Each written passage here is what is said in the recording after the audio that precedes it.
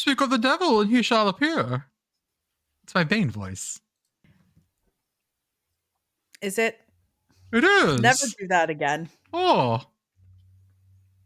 What's a good Bane quote? I'm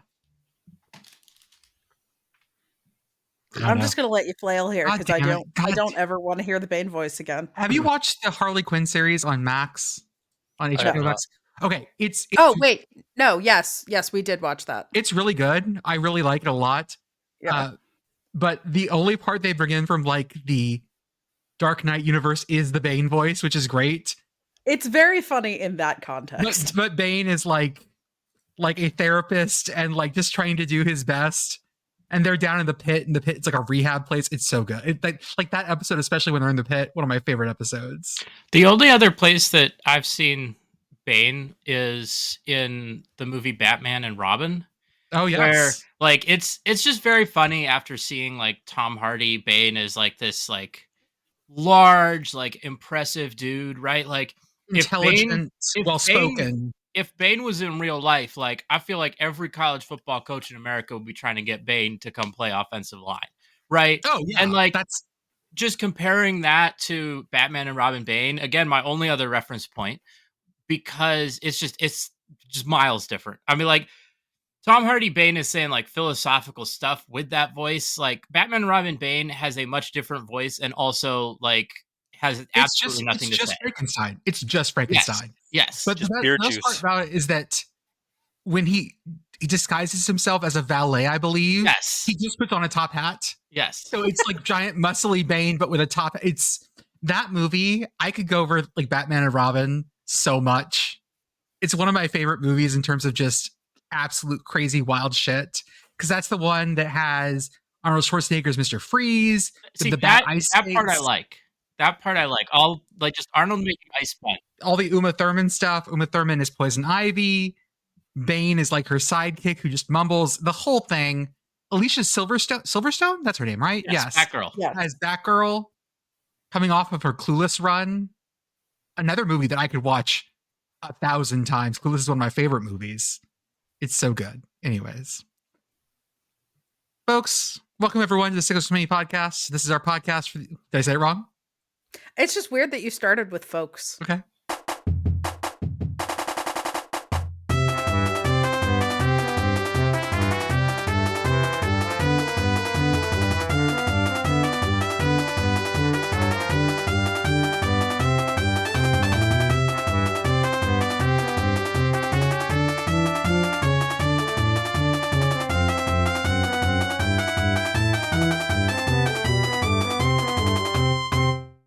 Welcome, everyone, to the Sickos GOTW podcast. This is our podcast for the evening of November 10th, 2024. We are finished with week 11 of college football. We are here to talk about it. We are here to talk about reffing. We're here to talk about After Dark. We're here to talk about, I don't know, whatever is on our heart. Pitt Girl, what's on your heart tonight? It's raining. It's raining here for the first time in like a month. Get hype.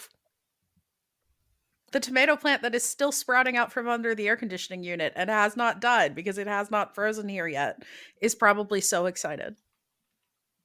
We have Andrew as our guest. Andrew, Corn Correspondent. How are you, sir? Good. I am doing great. Similar to Pitt Girl, we are also getting rain for the first time in what felt like months. So I'm enjoying that. It's finally being cold, not enjoying that. And sitting here remembering the good ship, the Edmund Fitzgerald. Yes. Commish, how are you, sir? I'm good. We got rain on Friday, our first measurable rain in like 57 days. Same. So shout out to everybody getting rain this weekend. And as the senior person, I would say maybe the dad of this podcast, I just want to say this. We really needed this rain. We really, absolutely need this rain. We really need this rain. I want to give a shout out to, just this weekend, Saturday, not a great weekend. Shout out to Tulane for kind of saving it for me personally, football wise. But today was pretty good. I got up today. I clogged the toilet, and then the Saints beat the Falcons. I'm sorry, that was head coach Darren Rizzi. Yes, he did. The interim coach clogging toilets for the Saints and beating the Falcons because he thought he was going to have a crappy day, but it turns out he was incorrect. Thank you for beating the Falcons. So the Saints are 3-0 in the only games that I've recognized happening this year. That's it. They started 2-0. I don't know what happened 7 games after that. They don't exist. They are not. They are not. What do you call it? They are not canon. Yes. To the Saints season. So the Saints are 3-0. We They're got apocrypha. We got the Pope tweeting about the Saints using these hashtag Saints every time. The Pope now just going for is this what would you call it when you post random questions on the account? What do you call that? Is he like engagement farming? Engagement baiting? Yeah. Is the Pope engagement baiting? Is it? I mean, I don't know. I don't know. But the Pope using hashtag Saints will never not be funny. I mean, it's great. It just, like the Saints account is starting to reply. And then they posted what is like, the Saints, and then they did the Pope meme inside. Oh, yeah, it's holding up for the hashtag like Saints. And I'm like, yes, thank you so much. Like I needed this. We really needed these Pope tweets and this rain. Maybe the Pope is jealous that the New Orleans Saints are the ones that get the Saints hashtag, because that's the thing. Like, it's not just like they tweet hashtag Saints. It's like whenever he tweets hashtag Saints, Twitter puts a New Orleans Saints logo on it. Yeah. And so maybe the reclaim Pope, the hashtag. Yeah, maybe the Pope is like, just trying to stake out some territory. I don't know. I saw the graphic about clogging the toilet.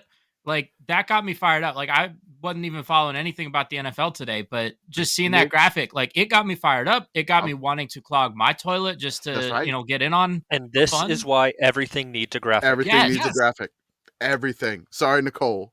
Nicole, we even made a graphic. We even made a graphic to tell you. She's like, this did not need a graphic. So, we. Hey, listeners to this podcast, by the way, I know it's probably not you, but some people out there, don't be weird to women on the internet, please. I beg you. Oh, Lord. I don't even want to know. Like, it just As a women on the internet, stop being weird. Yeah, stop being weird. It just got a little weird on that one. Just don't do that for me, please. Y'all gotta behave, man. What was the event that started that was that Diego Pavia said he was suing the NCAA. That's right. Because and then he said the idea that his junior college years should not have counted towards his other years, and so we got this graphic that said suing. Yeah, from On3, who makes. I mean, they make graphics for everything. It's fun because I don't know if they were the one that made the Hugh Freeze illness. They did, but I mean, but did not make the mononucleosis one. I was just about to ask about the mono. That was live on ESPN. That was a live video on ESPN Monday Night Football. So, we're gonna give credit to ESPN Monday Night Football because that's kind of where, hey, let's make a graphic about every ridiculous thing. I think started the precipice of the ridiculous graphics, and just keep it going as long as it's not like horribly distasteful. We're all about it. And and again, guys on the internet, behave. Just take it easy. Stop. So I think there are two kinds of these graphics, right? There's the one that is like a news event happening or something newsworthy. And it's I think these are the ones that are kind of more weirder, I would say, than the other ones. So these are like suing, like ones that just say breaking news with a picture of a player, like things like that. I hate those. The one that say breaking and nothing else, but with a picture breaking of a player, news is so undescriptive. Yes. Then there are the ones where it's like a quote, right? Like there's like the poop clogging the toilet one, right? Like I like the quote ones because those I feel like are a lot more like reusable, right? Like, and those have been being reused for a while. Like right, there was the one with the soccer player where he's like, I will be there no matter what. There's like Vince Carter. Arthur, I have a new one for you in that vein. If you don't know who said this quote already, I'm going to have you guess. This is for everyone in the room. By the way, we know where the sun is going to be when we decide to flip the coin or not. I mean, Jim Harbaugh. I've seen it. No, I know who it is. I'm not going to give it away. Who is that, Commish? All right, it is Jerry Jones. It's Jerry Jones. That's right. Which they have a curtain, and he chooses not to use the curtain. It's like, I am not putting up the curtain. Like Jerry Jones wants to let the natural light. Well, Jerry Jones is on a fight against nature. There are other fights going on. Hey, Auburn, your basketball team.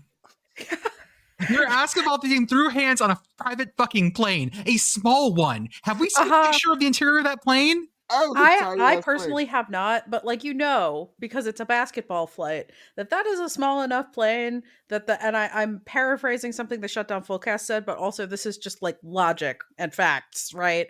This is a small enough plane that the pilot was flying the plane being like, what the fuck are they doing back there? It is. I think that's what he told ATC when he requested an emergency landing. They asked like what the emergency was. He said, "There's basketball players fighting." The Auburn basketball team, 2 members of the Auburn basketball team threw hands on a private flight to Houston, to the point where they had to turn the plane around. I will turn this plane around. Coach That's dad, it. pilot Back dad, to whoever Winnipeg. it was. I swear to God, if you kids don't stop touching each other, I'm going to turn this fucking plane around. And lo and behold, he absolutely Coach Pearl, did. he's touching me. I mean, what I think is like, it's one thing when you have like parents who are like, oh, I will turn this car around. But like, if your parents, like, you presumably, I hope you know the people who are in the back seat, have more of a relationship with them. Like, this pilot is probably not someone who's like full-time on Auburn duty, right? Like, I would assume this is someone who's a professional pilot who, this just happened to be the gig that he picked up today, right? So, he probably doesn't know anyone on the team. Like, this is like, just what a day at work, what a day at work to just have this happen to you. And then you got to move on and fly someone else the next day. Well, so apparently the flight went back. There you go, Pitt Girl. The picture they just got posted in the chat. That's how big the plane was. It's 2 on one side, 1 on the other. It is tiny. Those are big boys. And yes. Holy shit. By the way, dude up front, shirt that says "Born to Poop." Great. Is that what that says? It says "Born to Poop." Yes, it does. We're choosing to believe that that's what that shirt says, yeah. And can you imagine 2 dudes fighting on this tiny ass plane bad enough to require, because when they hit the wall, the plane lurched. Yeah, weight distribution on planes is like, yeah, man. Yeah. I have been, ladies and gentlemen, I have been the person on a small plane where they're like, hey, we need some of you guys to move to the other side. I have been ballast, okay? I know what it's like.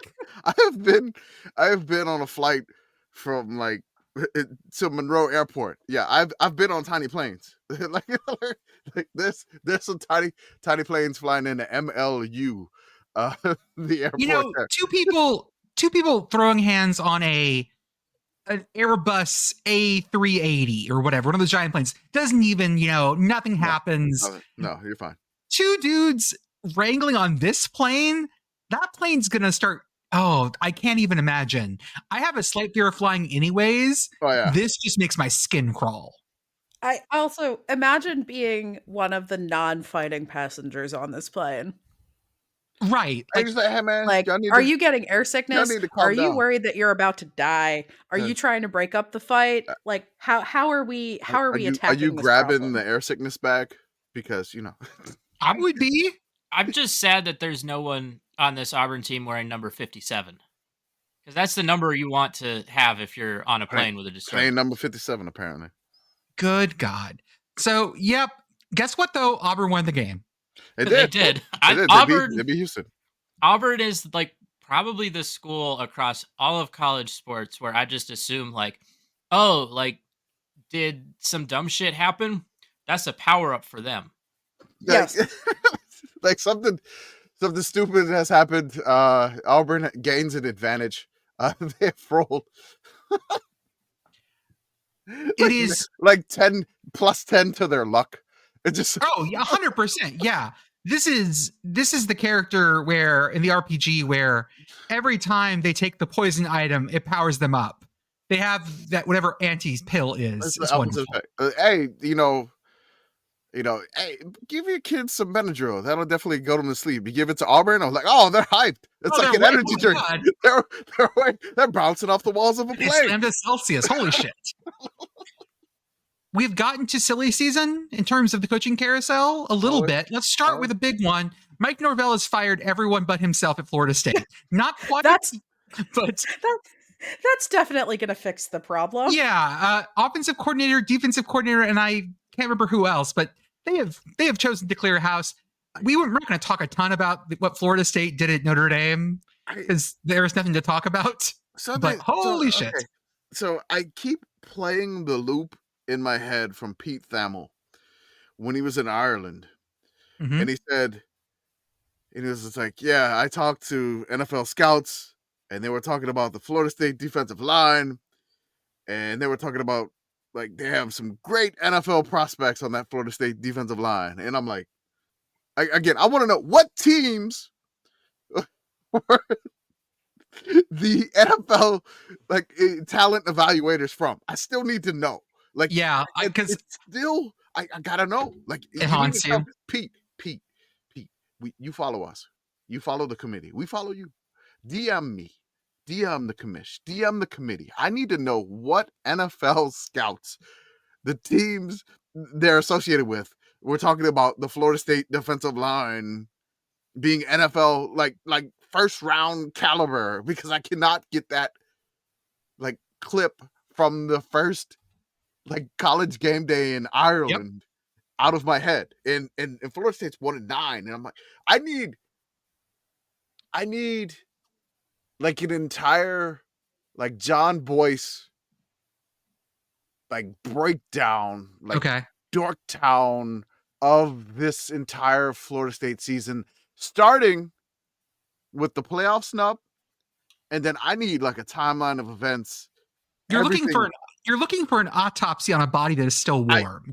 But like think about the 30 for 30 that this would be. Yes, I need something. 30 for 30. Simino. It doesn't make sense. Like, how can you go from like, I know they lost a lot of NFL talent. I know, they did. Like, I know, but I'm just like, okay, like what happened? Like, it's just, and I think now I understand why they are the number one Sickos team in our November poll, because easy. It just like, I know they're not necessarily fun or Sickos on the field, but it's just like we got to know what the hell happened. Like this is, it's almost unprecedented. And I know Norvell is like firing everybody now, and it's just like, did they lose like a bunch of coaches that I don't know about? Or people have been comparing this to the App State Michigan year, or the Notre Dame we first lost to Navy year.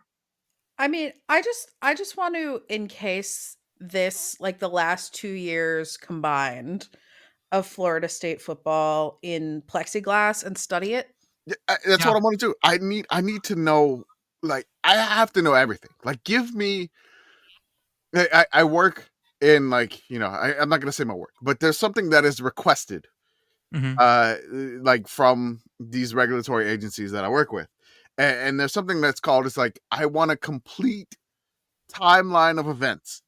Every single hire, fire, recruit, decommit. I need everything. I want everything. Just like, give it all to me, because I just want to just like look over this, because it's incredibly fascinating. And I just like, I don't want to like bag on Florida State. It's just like I just want to know what the hell happened. The other thing that we need to talk about, and I think is the weirder thing, Brian Bohannon's out at Kennesaw State.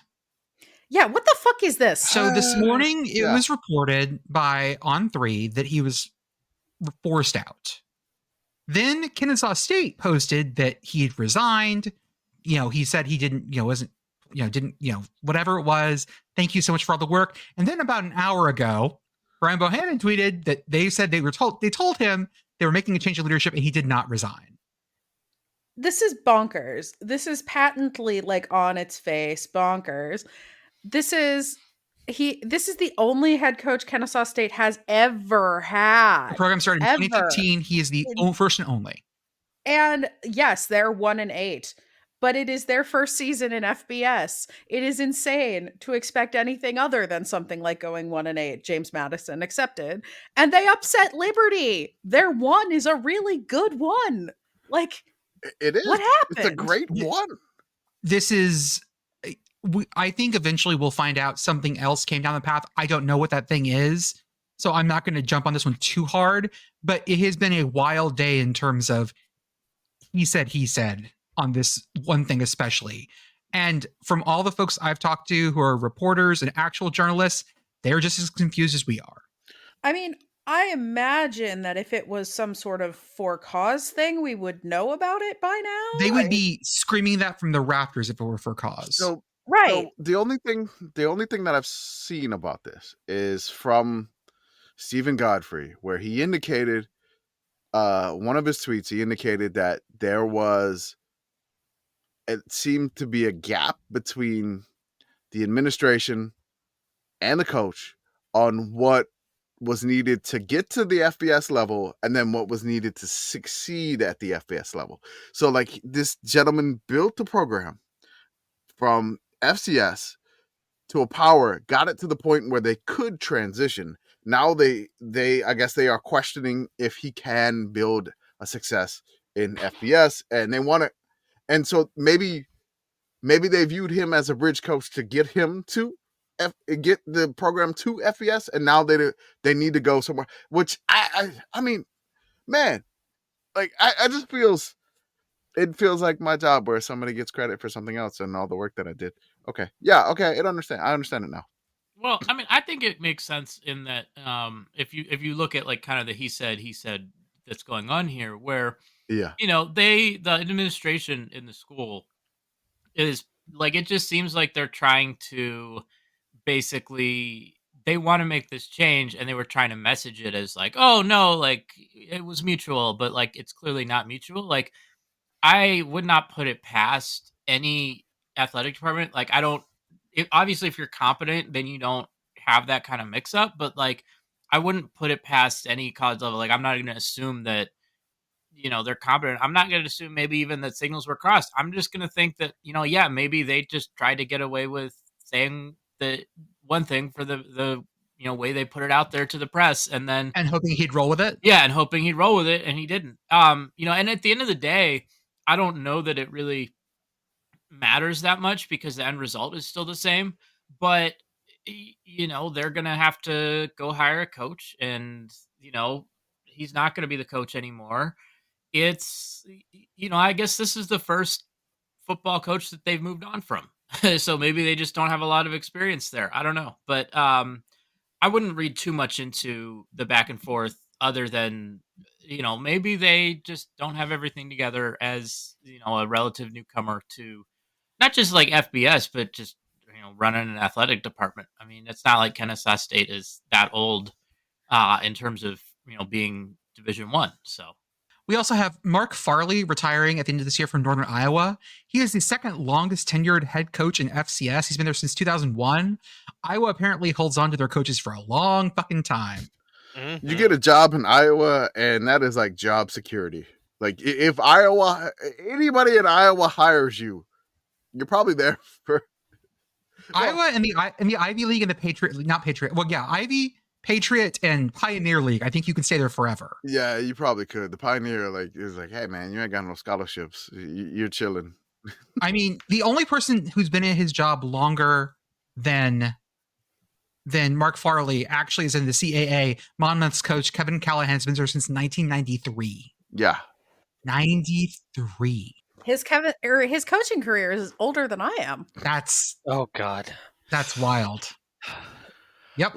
I love how I've gotten to the point. Like I'm old. And I'm just like, no, you are. No. She says stuff like that, and it doesn't hit me anymore. Like I've gotten to the point where it's just like somebody says something like it's somebody's like, hey, like I don't know, like there was a basketball player and like their son is being recruited and he's on the same team of another kid's son and that used to play in the NBA, and I'm just like, that's about right. Well, like, we'll talk about this. Like that's about right. Some of the oldest coaches, by oldest I mean longest senior coaches in FBS, had bad weekends. Kirk Ferentz, Mike Gundy, Kyle Whittingham, come on down. We all had bad times this weekend, folks. Also, the entire state of Florida, except FIU, they had the best bye week ever. Yeah, because every other FCS and FBS team in the state of Florida lost this weekend, including Florida A&M Rattlers dropping one at Prairie View A&M. Hell yeah, Panthers. Let's go, Prairie View. I mean, you could just say every American football team in Florida. Every American football. Did the Dolphins? Yeah, I don't know if there's a Canadian team in Florida. Dolphins play tomorrow, don't they? Okay. Yes. Okay. Well, yes, the Dolphins play tomorrow, so it is still technically possible for the state of Florida to go 1 and number. Technically, that's next week because the ESPN app already flips to the next week games. Oh, you're right. On Monday, so that doesn't count. We also got a shout out on game day this weekend from Reese Davis. Yeah, we did. We also got reprimanded, but we'll talk about that later. Yes, Reese Davis said something about going to break, was talking about how Florida State Notre Dame was, but not even the Sickos committee were going to watch that game. Pat McAfee jumps in and goes, "Yes, they are." And yes, and then Reese was like, "Yeah, they're probably going to watch it too." Reese was like, "Yeah, they're watching. We're watching it, Reese. We're watching it. We watch everything. That's the point. That's the whole point. We are a very friendly Eye of Sauron. We are. Seriously, we're watching every single game that we possibly can consume because, again, it's we just finished week 11. I don't want to be a doomer, but we only got 2 months. No. We are only halfway through the season technically. Okay. Technically, we are only halfway through the season in terms of when the actual final date is for the season. Okay. Now, most of the games have already been played. I'll say that. I will say that, but I'm just saying, it's the as soon as we hit that time change, as soon as we start doing that, the days are getting darker earlier, and I mean we got to enjoy what we got. So, I mean that's this is why we're staying up to 2 a.m. watching Hawaii. We're gonna consume everything we can while we got it. Let's hit the rewind button. We're going back to Wednesday, November 6th. Can we do we have a rewind? Did we all we were all staring into the abyss that day. And then we're all just hanging on just fine right now, right, guys? Oh, yeah. Everyone's hanging on good. It's fine. Everything's fine. Everything's fucking great. NIU 42, Western Michigan 28. Holy shit. Western Michigan was basically in the driver's seat for the MAC, and NIU just fucking took a bat to them. Commish, tell me about Western Michigan's Twitter account, because it's great. I love Western Michigan's Twitter account. So there was a time when you first started tweeting for a team account.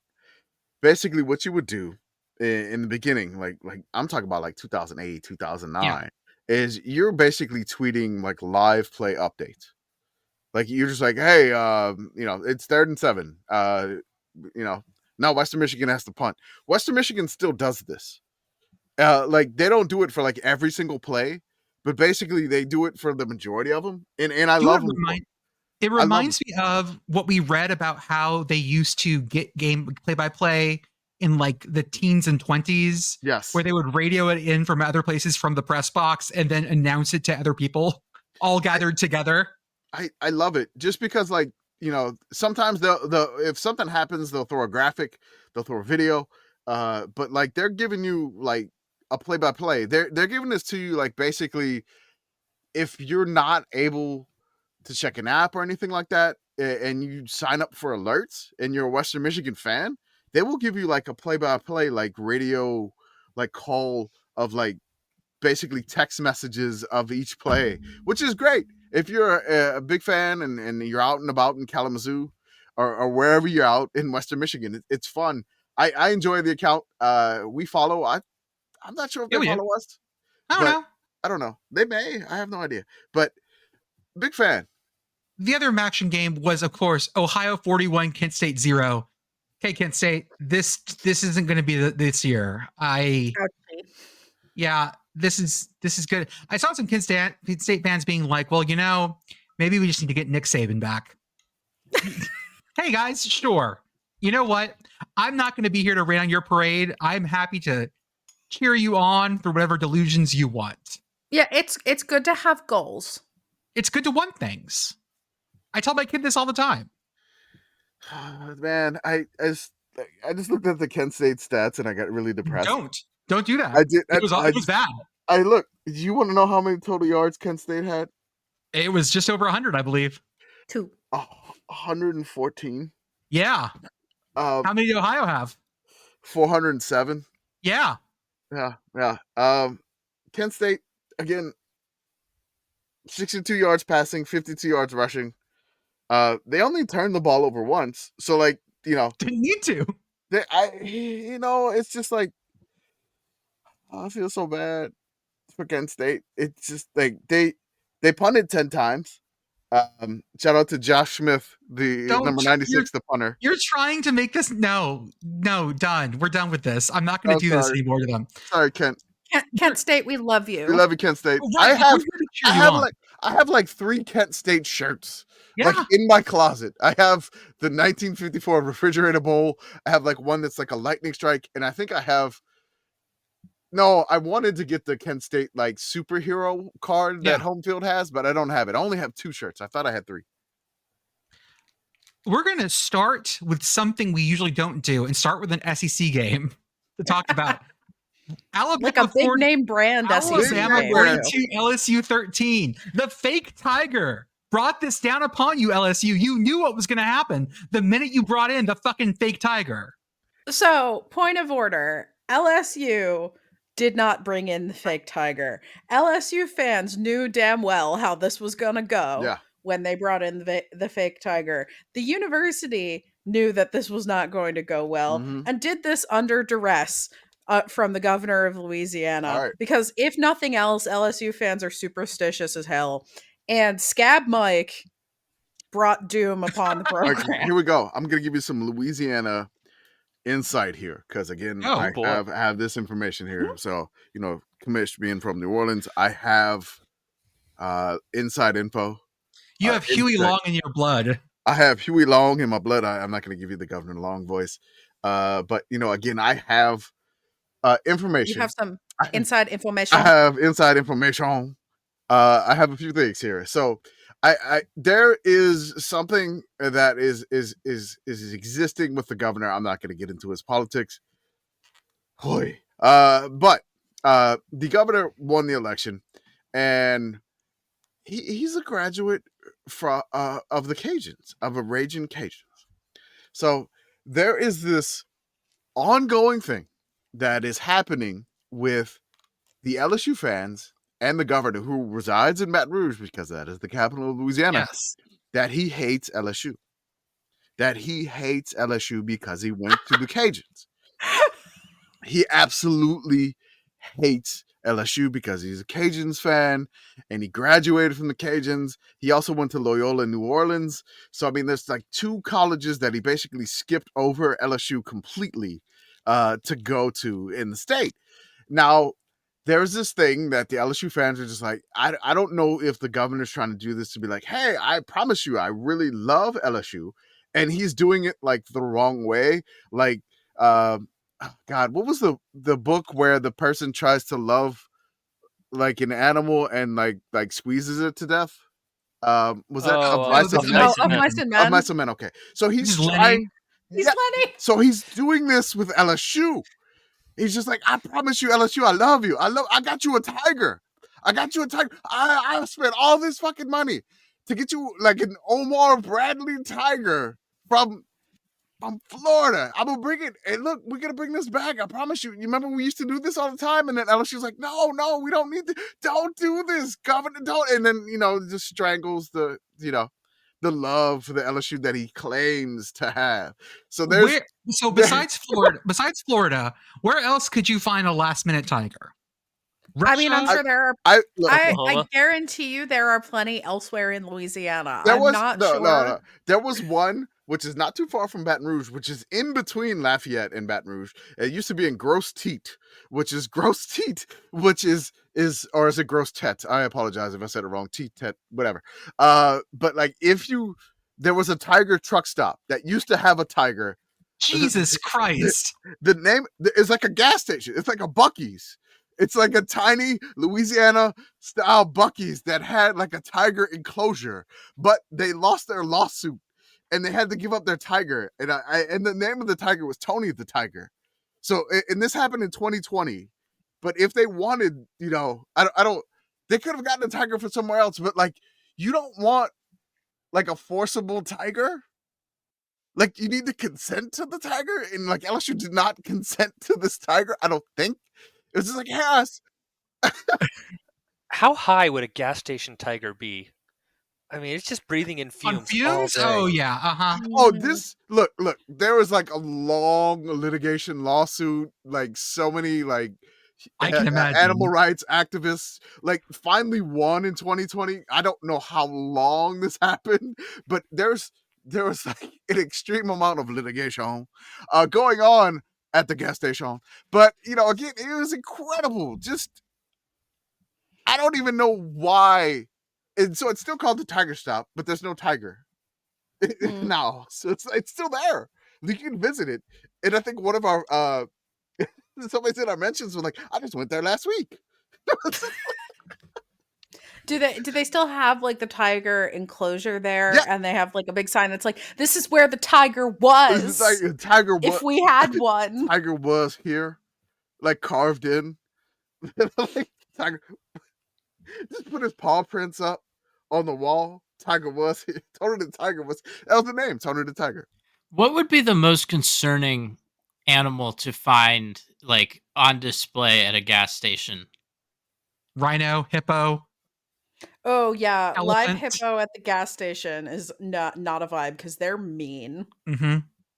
Oh, hippo at a gas station would fucking cause problems. Gorilla. Because gorillas, I have learned that gorillas, this might just be like a Reddit fact, but gorillas, we actually don't know how to enclose gorillas properly because we don't know how strong they actually are. So we just sort of leave them there and we have this understanding that they don't get out. But sometimes they just do. I'm going to give you this. R.I.P. Harambe. There's a section of I-10 that is basically from like Lafayette to like maybe like Beaumont, Texas. There's like gas stations and stops right off of I-10 with like live alligators. Yeah. And I was like, look, man, I just want to get some gas. I'm not trying to pet any live gators or baby gators or anything like that. I'm good. They have this shit in Florida too. Like, it's just, I'm sure in Mississippi and like, I don't know if they have it in Bama, but like I-10 in that strip, like right on the Gulf in the swampy areas, is just like, there's gators at every, almost, I've never wanted to stop at one of those ever before.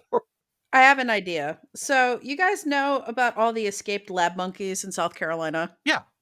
Yeah. I have an image because we were talking about gas station animals of the lab monkeys just completely taking over and like operating a sheets. Oh yeah. They're the monkey sheets. It's the monkey sheets. Yeah. Everything is the same, but it's run by monkeys. Oh yeah, it's the monkey sheets. You know that one. Yeah. It's the one right outside of Columbia. Everyone knows monkey sheets. Yep. Perfectly normal. I feel like this isn't quite schismatic for LSU, but it's close. If one of these tigers set up shop in like Avignon and became like their own papist, like yeah, right. The Avignon tiger. Right. All of a sudden we have. Wait, hold on. Split this up. Wait, hold on. Let me say that right. Avignon. Mm-hmm. There we go. This also reminds me of the last battle from the Narnia series, where they dress up the donkey as fake Aslan. Yeah. Yes. Uh-huh. Yes. There's a mission. He's the anti-Mike. Yes. There is a mission. The anti-Mike.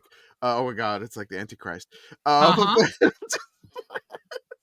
There's a mission in Red Dead Redemption 2 where there is a traveling circus, and it turns out that the tiger is actually like a painted dog. Mm-hmm. That would surprise me. And the only problem is that the very last mission, spoiler alert, when you have to get the line, it's an actual real line, so be careful, it's going to kill you. Spoiler alert.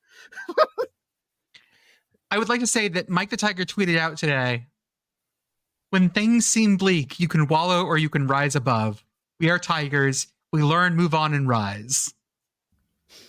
He knows what happened. That's right. That Mike knows. He was throwing shade before the game, too. Yes. And people, like, there were some actual goddamn journalists that were posting pictures being like, Mike the Tiger is here. And everyone in their replies screaming, that's not Mike. That's not Mike. That's the fake tiger. We know. Tiger, we know. And it was like you couldn't even see it. Like there was so many layers. Like Yeah. and then They got him the fuck out there. They got rid of him fast because the crowd was turning. The crowd was like, "Boo! Get fake Mike out." Omar. Also, Alabama won big. Brian Kelly was Brian Kelly was the cover of like an aubergine. I'm gonna say this: like when Brian Kelly got hired for LSU, it never made sense to me. It did seem like a fit, because I mean, nothing seemed like a fit. Like, was the Brian Kelly offense gonna transform LSU? Was the Brian Kelly defense gonna do? I mean, was there some sort of like calling card that LSU needed, or was it just that the AD struck out trying to get Jimbo? Which, oh my God, can you imagine that now? I mean, so it's like, okay, if LSU would have got Jimbo, and I was like, what's LSU doing now? And then they got Brian. Like he just needed a big name, and he got one to do that. But I don't know, man. I don't see LSU being LSU, but Brian Kelly's buyout's like $62 million. He's in the walls, folks. You're not getting rid of him. He's there for a bit, I think. Nick Saban won one national title there. Les Miles won one national title there. Ed Orgeron won one national title at LSU. Brian Kelly, 0 national titles. Pick it up, kid. Next game. Miami 23, Georgia Tech 28. Oh no, disaster. What a bad idea. Miami Fraud Watch vindicated. They're still going to be in the playoffs. I don't care. Okay. I don't care. This game still felt good. The funniest thing about this game to me, and we'll get to this other game that is why I was talking about, but was seeing people try to break down the like ACC championship game picture. Oh yeah, just the very small sliver of time between this game ending and the Pitt game kicking off. Mario Cristobal once again, clock commander, some great stuff. Now I will say, okay, so everyone jumped on the fact that he called the timeout coming straight out of the 2-minute warning. So, but there was go for it.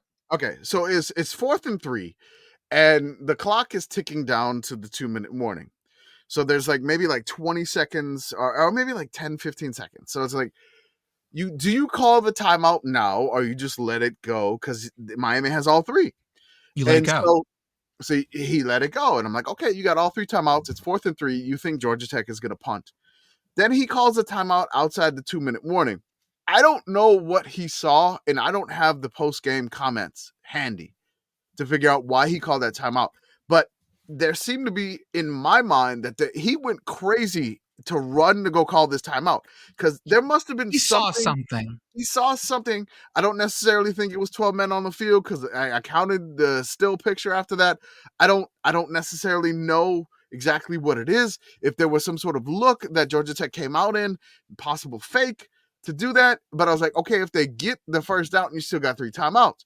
But I don't know. But I feel like it didn't matter in the end, because they, again, Georgia Tech still won it no matter what happened after that. They did rush the field, and they took the goalpost for a walk. Always fun. The goalpost ended up in a duck pond, I believe, close to campus. Good. Second set of goalposts that got walked. The other one we won't talk about a ton, but Ole Miss got those fuckers out of the field, and the Oxford PD was sort of helping them at some point. They basically gave up trying. Live tweeting. Yes. Oxford PD was live tweeting about that. Oxford PD was also trying to watch them rotate the goalpost to get them out of the stadium. It was a very big pivot moment. I want to talk about the Miami game, because Georgia Tech had the perfect game plan to beat Miami. Miami's defense is very aggressive. Miami's defense is kind of overly aggressive. And what Georgia Tech, Brent Key, wanted to do was run a dang ball. And he worked his game plan perfectly, running the ball, keeping the ball away from Cam Ward in Miami, which, basically kept putting Miami's like onus on him. And then Miami could not protect Cam's backside at all. Like the rush from Cam Ward's blind side was constantly coming and forcing him in the pocket. Shout out to Georgia Tech, 271 yards rushing. They ran the ball 48 fucking times for 5.6 yards a carry. It was ridiculous. It was the perfect game plan. Miami had more yards. Miami had 436 total yards. Georgia Tech had more time of possession, basically 35 minutes of time of possession. But I feel like Georgia Tech is kind of Miami's bogey team now. Like when 100%. Like after what happened last year, like you kind of feel like it'd be really funny if it happened again. And oh man, even as like a latent Miami fan, it was really funny. I enjoy that. I'm glad you enjoyed it. I'm glad you enjoyed it. We get to post like a really, really old Georgia Tech rambling wreck, like bad Photoshop from like our first like year tweeting. So old. I hate that one so much. It's a 2021. I love it. It looks so fucking awful. It's so awful. That's the whole point. It's the rambling wreck. It's supposed to look like a mess. All right. But the rambling wreck pulled it off. Congrats to Georgia Tech. It's charming. And I really enjoy Brent Key. When he took over the job as the intern, the main complaint I had was like he would flip his headset up and down. He still does it. Yeah, I remember. Like he still does it. It's like he's just like he talks and he's like, oh, I'm gonna flip it up. Oh, I gotta say something back. Flip it back down. Flip it up, down, up, down. I'm like, Brent Key. I don't care. Keep doing it. Whatever. It's working for you. Virginia 24, Pitt 19. Pitt Girl, go. Oh God. Okay, so obviously I will preface this before people come at me, not that people ever really come at me. Yes, Pitt played like garbage. People do come at me sometimes. Except South Florida fans, you just pissed off Tampa. Florida fans, UConn fans. Yeah, there's various people. Florida, Anyway, so yes, Pitt did play like garbage in most of this game.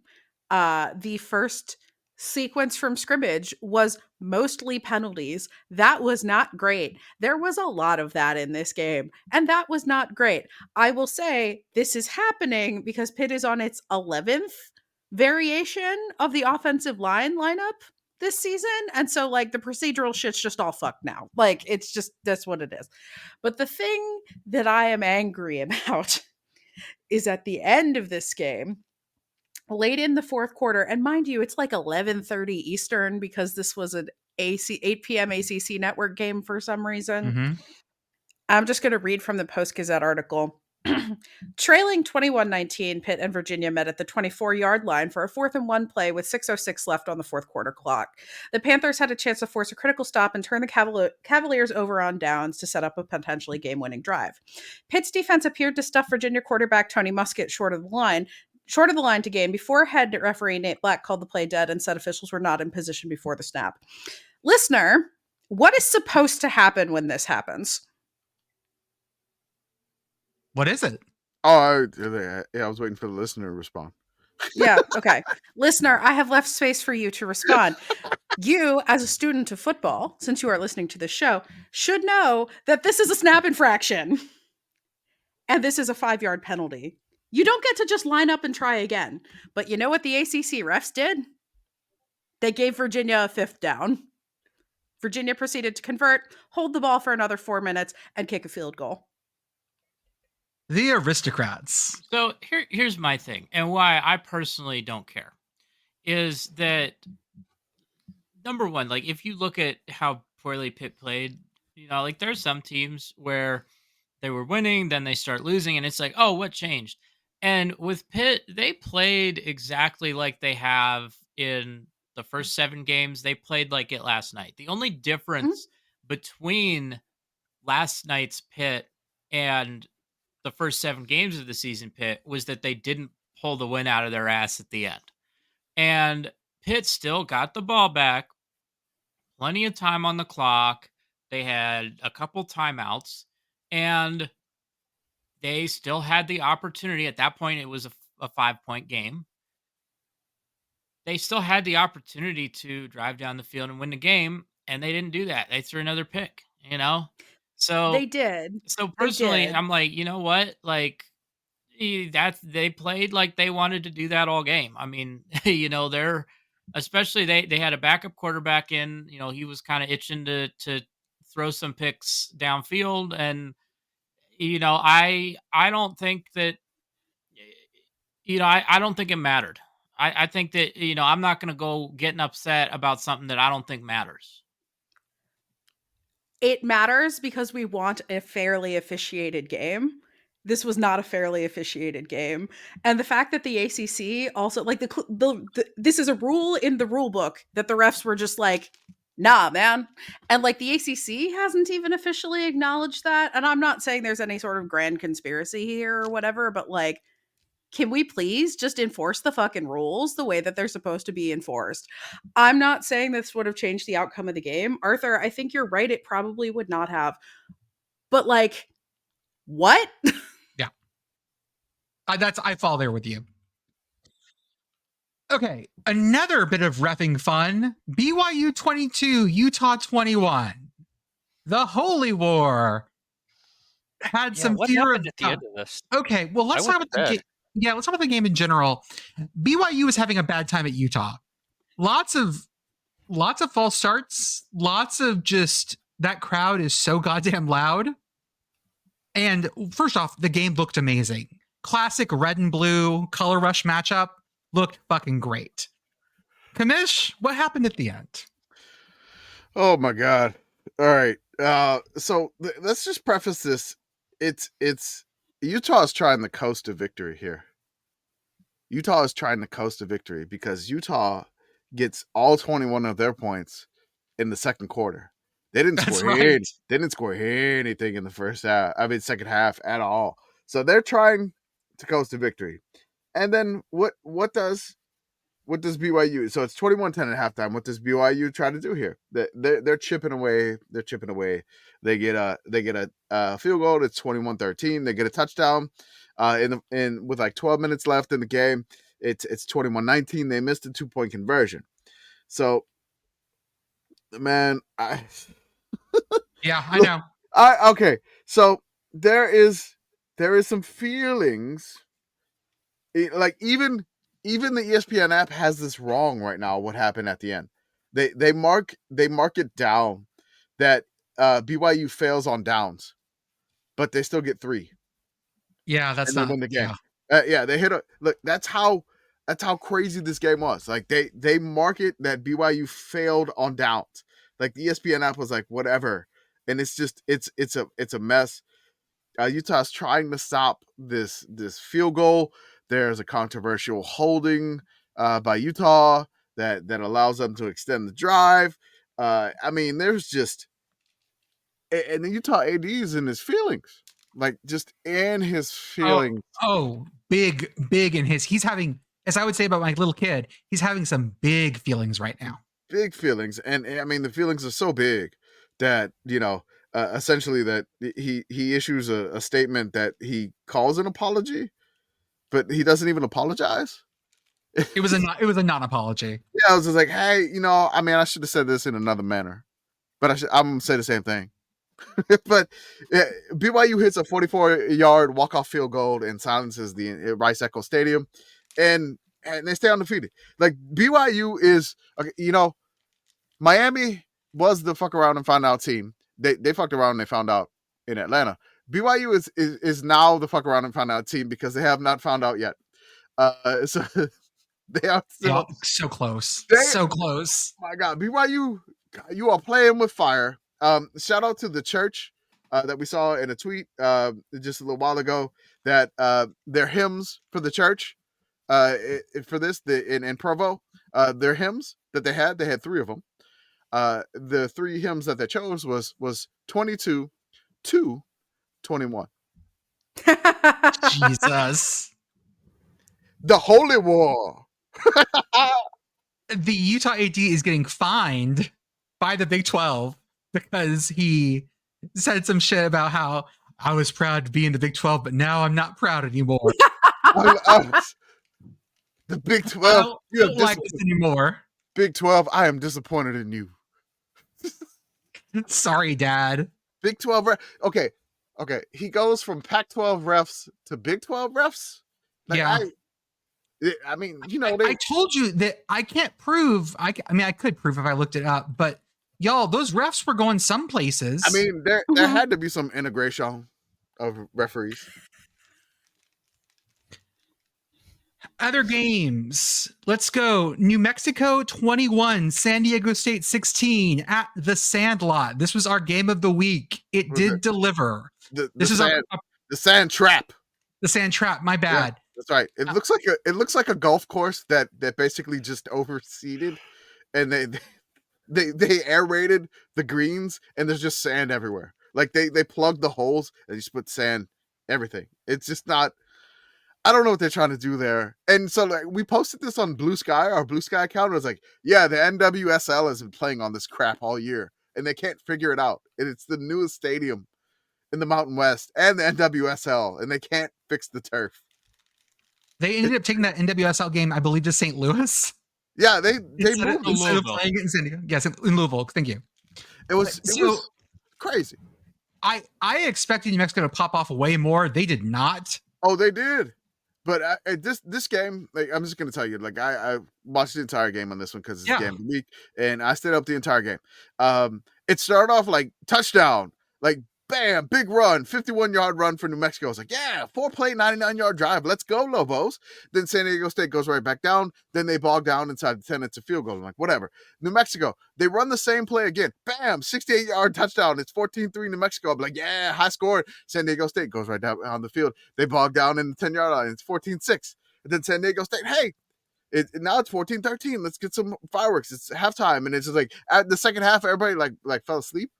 I don't know how. Oh yeah, the world dropped off. The entire world went to bed, and I felt like I was alone watching this game in the second half.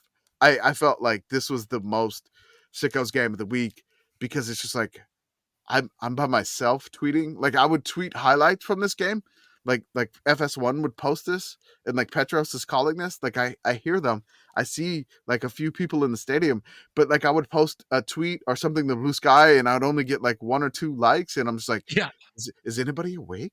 Is it just me, the only person in the world watching the Lobos and the Aztecs right now? The answer was yes. And Commish was last man on earth. I was just like Mexico. I was watching New Mexico. I was extremely asleep by now.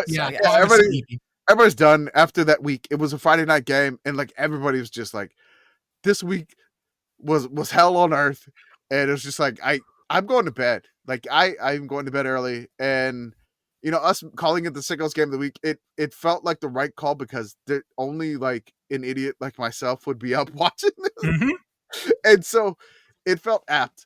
San Diego State takes a lead 16-14.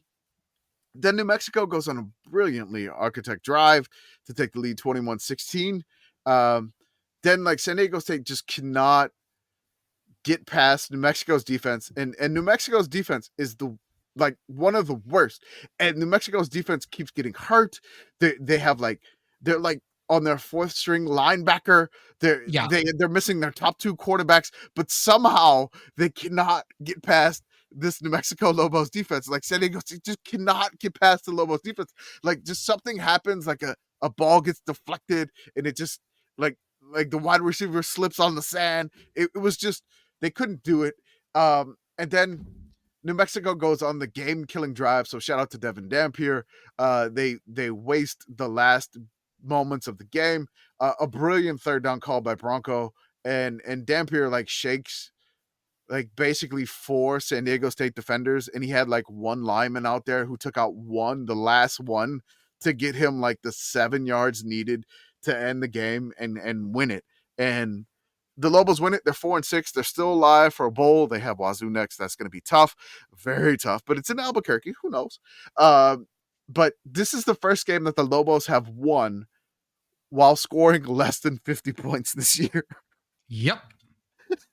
They were 3-0 when they scored over 50. They were 0-6 when they scored under 50. But finally, they are now 1-6 when scoring under 50. Our other game that was very high, almost was our game of the week, was Kennesaw State UTEP. 43-35 UTEP in double OT. Yeah, this was God. This one, like, I was like, okay, this one and Mexico, San Diego State game, like, these were like neck and neck, and the only thing that basically put it over the top for me was the field. The Sun Bowl is just too nice. It's just too nice for that. But this game was fantastic. A quad box special, of course. I mean, it was just chilling for a while, and all of a sudden it was like, holy shit, what's going on in the Sun Bowl?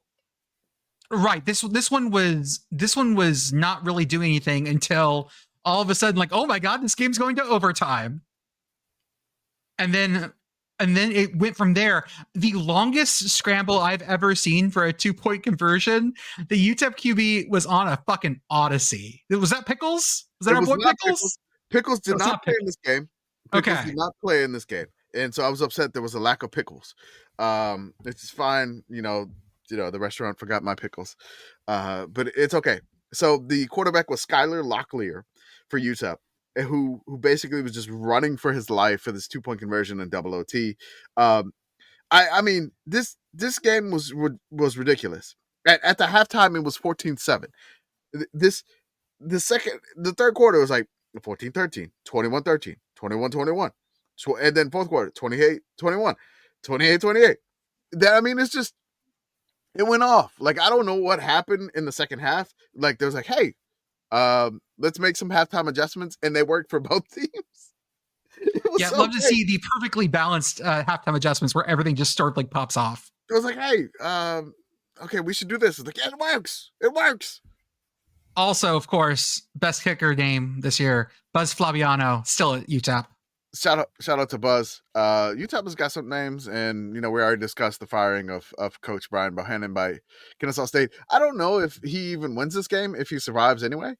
No, I don't. This feels like they had planned this one, because this was a close game against a team who I would consider to be comparable. Yeah. This is not a game that you get fired for. Yeah, if you're a Kansas State head coach. Because both teams are basically in a rebuild. Like, Kennesaw just got the FBS. UTEP just fired their head coach. And then UTEP is basically at the same level as New Mexico State now, because everybody's got to rebuild back up. And it's incredibly hard to recruit in those areas.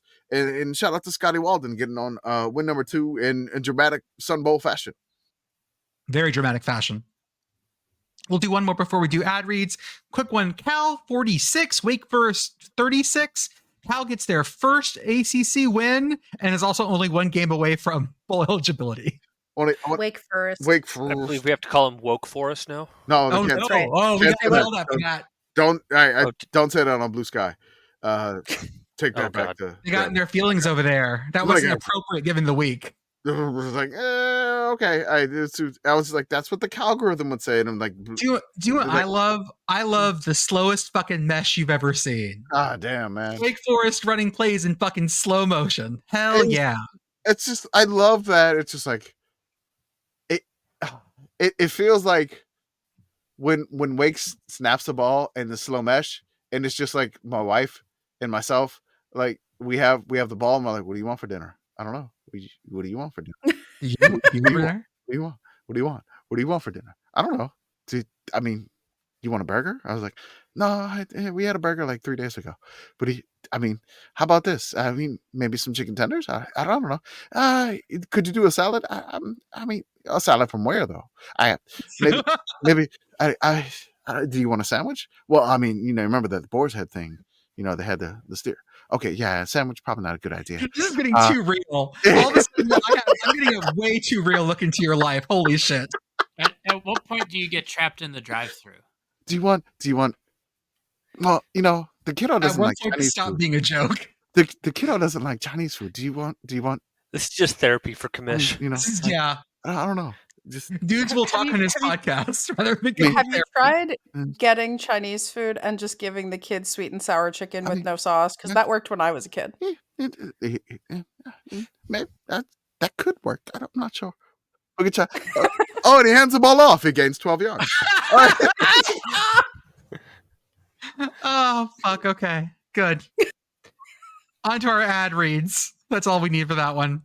As always, check out the College Football Blitz every Saturday for 12 hours. It is College Football Red Zone for radio, where you will hear the best radio calls on earth. This weekend, the LSU side of that call was the saddest place you'd ever been. The saddest saddo sailing in the sea of sadness. It's free on the Varsity app and streaming online. If you check out our Twitter feed on Saturday mornings, you will see a thread where we post the link. Also, that if you post in there where you're listening to the Blitz, you will get a chance to win a free koozie. Check out our link tree for all of our stuff, including Twitter, Instagram, Blue Sky. Check out our plug Blue Sky harder in this podcast, please. Okay, so we're on Blue Sky. Meet us there. The starter pack. Reads the instructions. No, like we're trying to, diversify our portfolio. We posted a lot heavily on this weekend with Blue Sky. So if you left Twitter, or if you're like an Instagrammer, whatever you want to do and you listen to us and you just wanted to get off Twitter, but we're on Blue Sky. We post a lot there. There are some limitations to the platform. We can only post like 25 videos. Also, we don't necessarily have full video capacity to get that to Blue Sky because it's a little bit different. So I've been trying to get some videos from different sources and post them there. Which is weird because you want to give them accreditation, but you can't credit the person who's not on this platform, even though it says like their logo, who owns the video. So it's a weird thing, but we're trying to do it. And we're trying to bring some of the college football internet over there. So if you wanted to leave the platform, or if you've already left the platform, the Twitter platform, which is fine. We still have like 142,000 followers there. But if you're over there and you left and went over there, we're there too. So find us. We're there. Things I will say about Blue Sky also, if you are concerned about making the jump because finding things is difficult, Blue Sky has a really nifty thing where accounts can make starter packs that just give you a list of people that we think you should follow, that they think you should follow. I made one for us. So all our friends are on there. Oh, yeah. That are also on Blue Sky. Also, Blue Sky loads a lot faster on mobile than Twitter does now. It fucking does. A lot faster. Like so much faster, and it isn't like weird vibrators every third ad, so that's good and cool. Yeah, I don't think I've seen any vibrators are the most legit ad on Twitter right now. Okay, that is true. And Temu are the only two legit places I've seen. Did ReptileCon go away? I think they're just. I think ReptileCon happened. Where it already happened, but that's my guess. It happens every weekend, man. Okay. I haven't across the country. In a bit. Okay.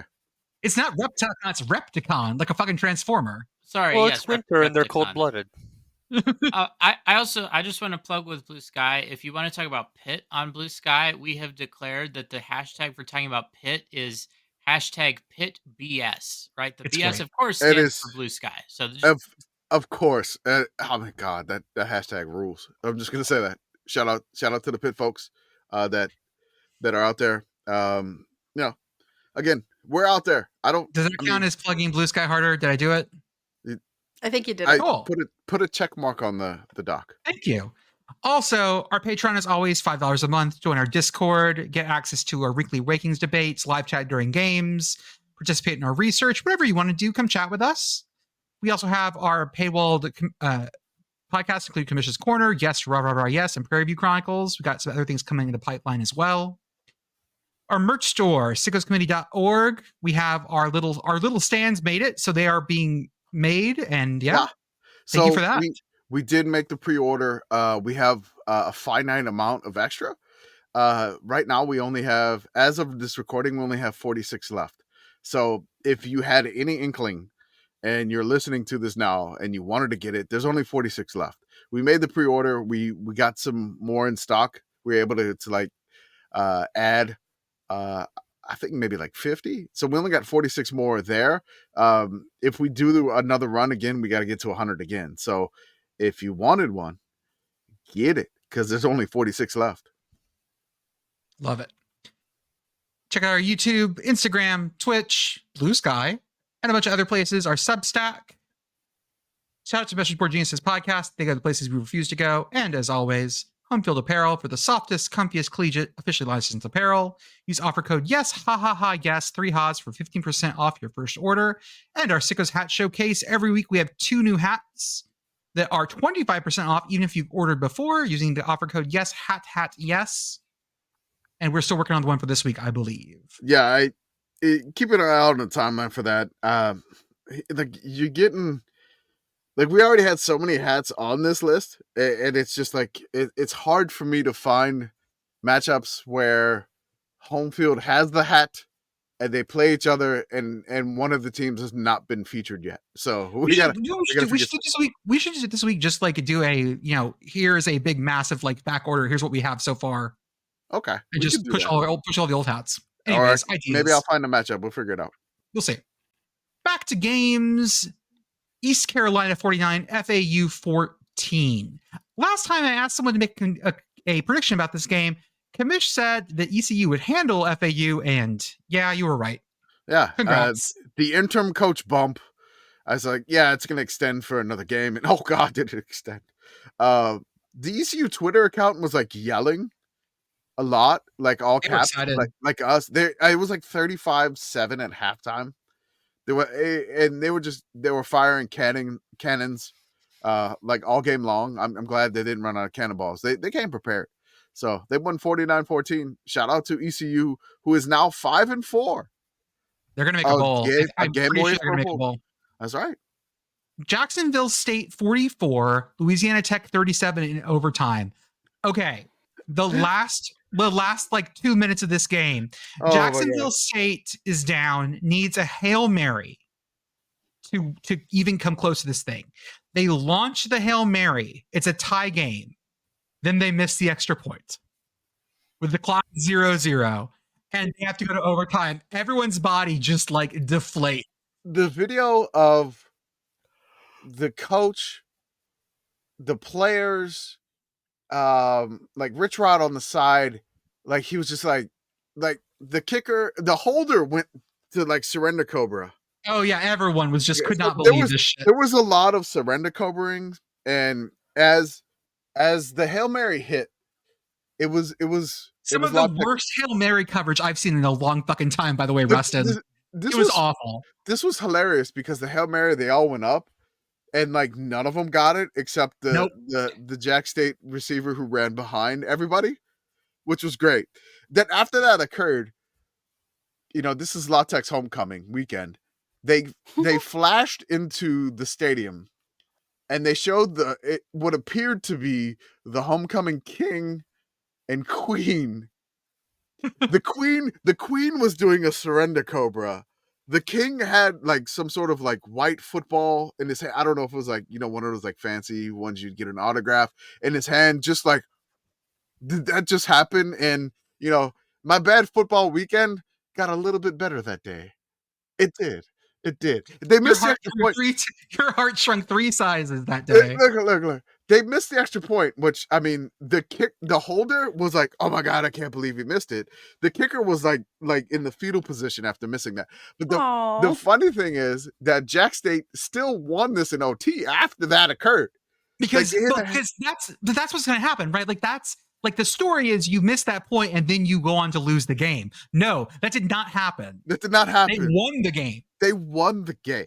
So like that's even more incredible. That Commish, what is a perfect Commish football weekend? Miami win, ULM win, La Tech loss, Cajun loss. I think we talked about this previously. So like I like the Cajuns to lose. Arkansas State, throw them in there. They need to lose too. Okay. La Tech losing. Miami, and so for me, like if it were just go by winning, would I like to happen? For me to have like a perfect Commish weekend, it's like a ULM win, a Tulane win, throw in an LSU win, a Miami win, and then a Saints win and an Arsenal win. That's what I look for. Okay, that's my football wins. I hope you never fucking get that. I've gotten it a few times before. It's been fun. But yeah, again, that I love the fact that they blew the extra point but still won the game. Like they hit the Hail Mary, did the John Carney and the Riverboat relay, missed the extra point thing. The Saints lost that game. But like there is, or is it the River City relay? I think it's called River City. But yeah. So like there is, I still remember where I was in Monroe. I was in college in Monroe when that happened because like they hit the relay and then I went to go like just splash water in my face. It was like, okay, they just got to make the extra point and we're going to overtime. And then I came back out and they missed the extra point. It was brutal. Like I was like, I knew it was just like, I was like, of course. But yeah, I mean, I don't know how Rich Rod was the only one that was calm on the sideline when he missed the extra point. He was just trying to pull his players off the field. Yeah. He was just like, he missed it. Get off the field. We're going to overtime. Like Rich Rod was ready. Like he kind of felt like this was coming. I don't know. Rich Rod, soothsayer. We have Duke 29, NC State 17. Malik Murphy's a lot of fun. like I know, I don't know if we've said it exactly this year, but like Duke football is kind of fun to watch. Mm-hmm. And I'll back that up. They weren't going to be a perfect team this year, but they have an identity and it's kind of fun. They have like a dude at every offensive position. Like there's a dude that they can game plan for 2 and 4. So I want to give a shout out to Malik Murphy because I mean, great game. Star Thomas, the running back, is also kind of like he didn't have a great game, but like that's their dude. Like that is their dude. And then there's Jordan Moore, number 8, also Keyshawn Brown. Those are their dudes that they have on offense, which is crazy. And their defense is good. Like their defense is really good. It's just like NC State couldn't keep them off of anybody at this point. Like like NC State just dropped like 59 points on Stanford, and they could not keep Duke away from them. And shout out to Duke for proving their degree in butt kicking. the most photoshopped ass degree I'd ever seen. I love that it was like old English. Yeah, like Duke football, Bachelor of Arts in butt kicking. I want to believe now. I gotta see. Is Duke's diploma in Latin? Probably. That feels like a very Duke thing to do. Okay, it is not. It is not. Oh. I do not believe it is in Latin. My diploma is in Latin. Just saying. Fucking Ivy League shit. It came with the translation because she can't read Latin. Why can't you just be normal? Technically, when I put down my degree, I have to write down I have an AB because it's an artist baccalaureate. This is such Ivy League shit. I hate it. Just be normal. What school is going to be the first school to give a degree in emojis? Evergreen State. Or what's the other one out there?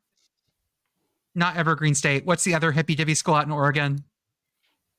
Is that the one that has a nuclear reactor? Yeah. Yeah, it is. Reed College. Thank you. It's Reed. Okay. It's Reed. Yeah. Okay. Reed College. Yeah, I couldn't remember that. San Jose State 24, Oregon State 13. Oregon State. Ooh, okay. Hey, Nick. Oh God, Nick? God damn it! What is this?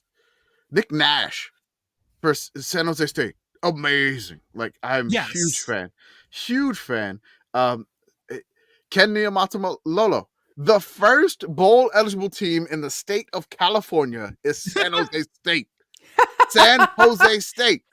Hell yeah. The one the fucking Pac-12 did not want. That's right. The one they did not want is the first bowl eligible team in the entire state of California. Shout out to Ken Niumatalolo. I mean, people kind of panned the hire. Like when they got him, like, what is he doing? And like he's running basically an offense that's completely different. Well, people were like, "Oh, he's a system guy, therefore he must only be able to run the option." Nah, man, he's just a good coach. He does what he needs to wherever he is. I mean, like Google him, okay? Google him. Google Ken Niumatalolo. It'll spell it correctly for you. Yeah, it'll get you some help there. This was our spinach game, correct? Wasn't it, Commish? Spinach game of the week. The Beavs, where can we call this like the gnawing on wood game of the week for the Beavers? Yeah. In this one, the Beavs had 13 points on 474 yards. Jesus Christ. So the Beavs, shout out to the Beaver Dam on Twitter. If you listen to this, I don't know, or not.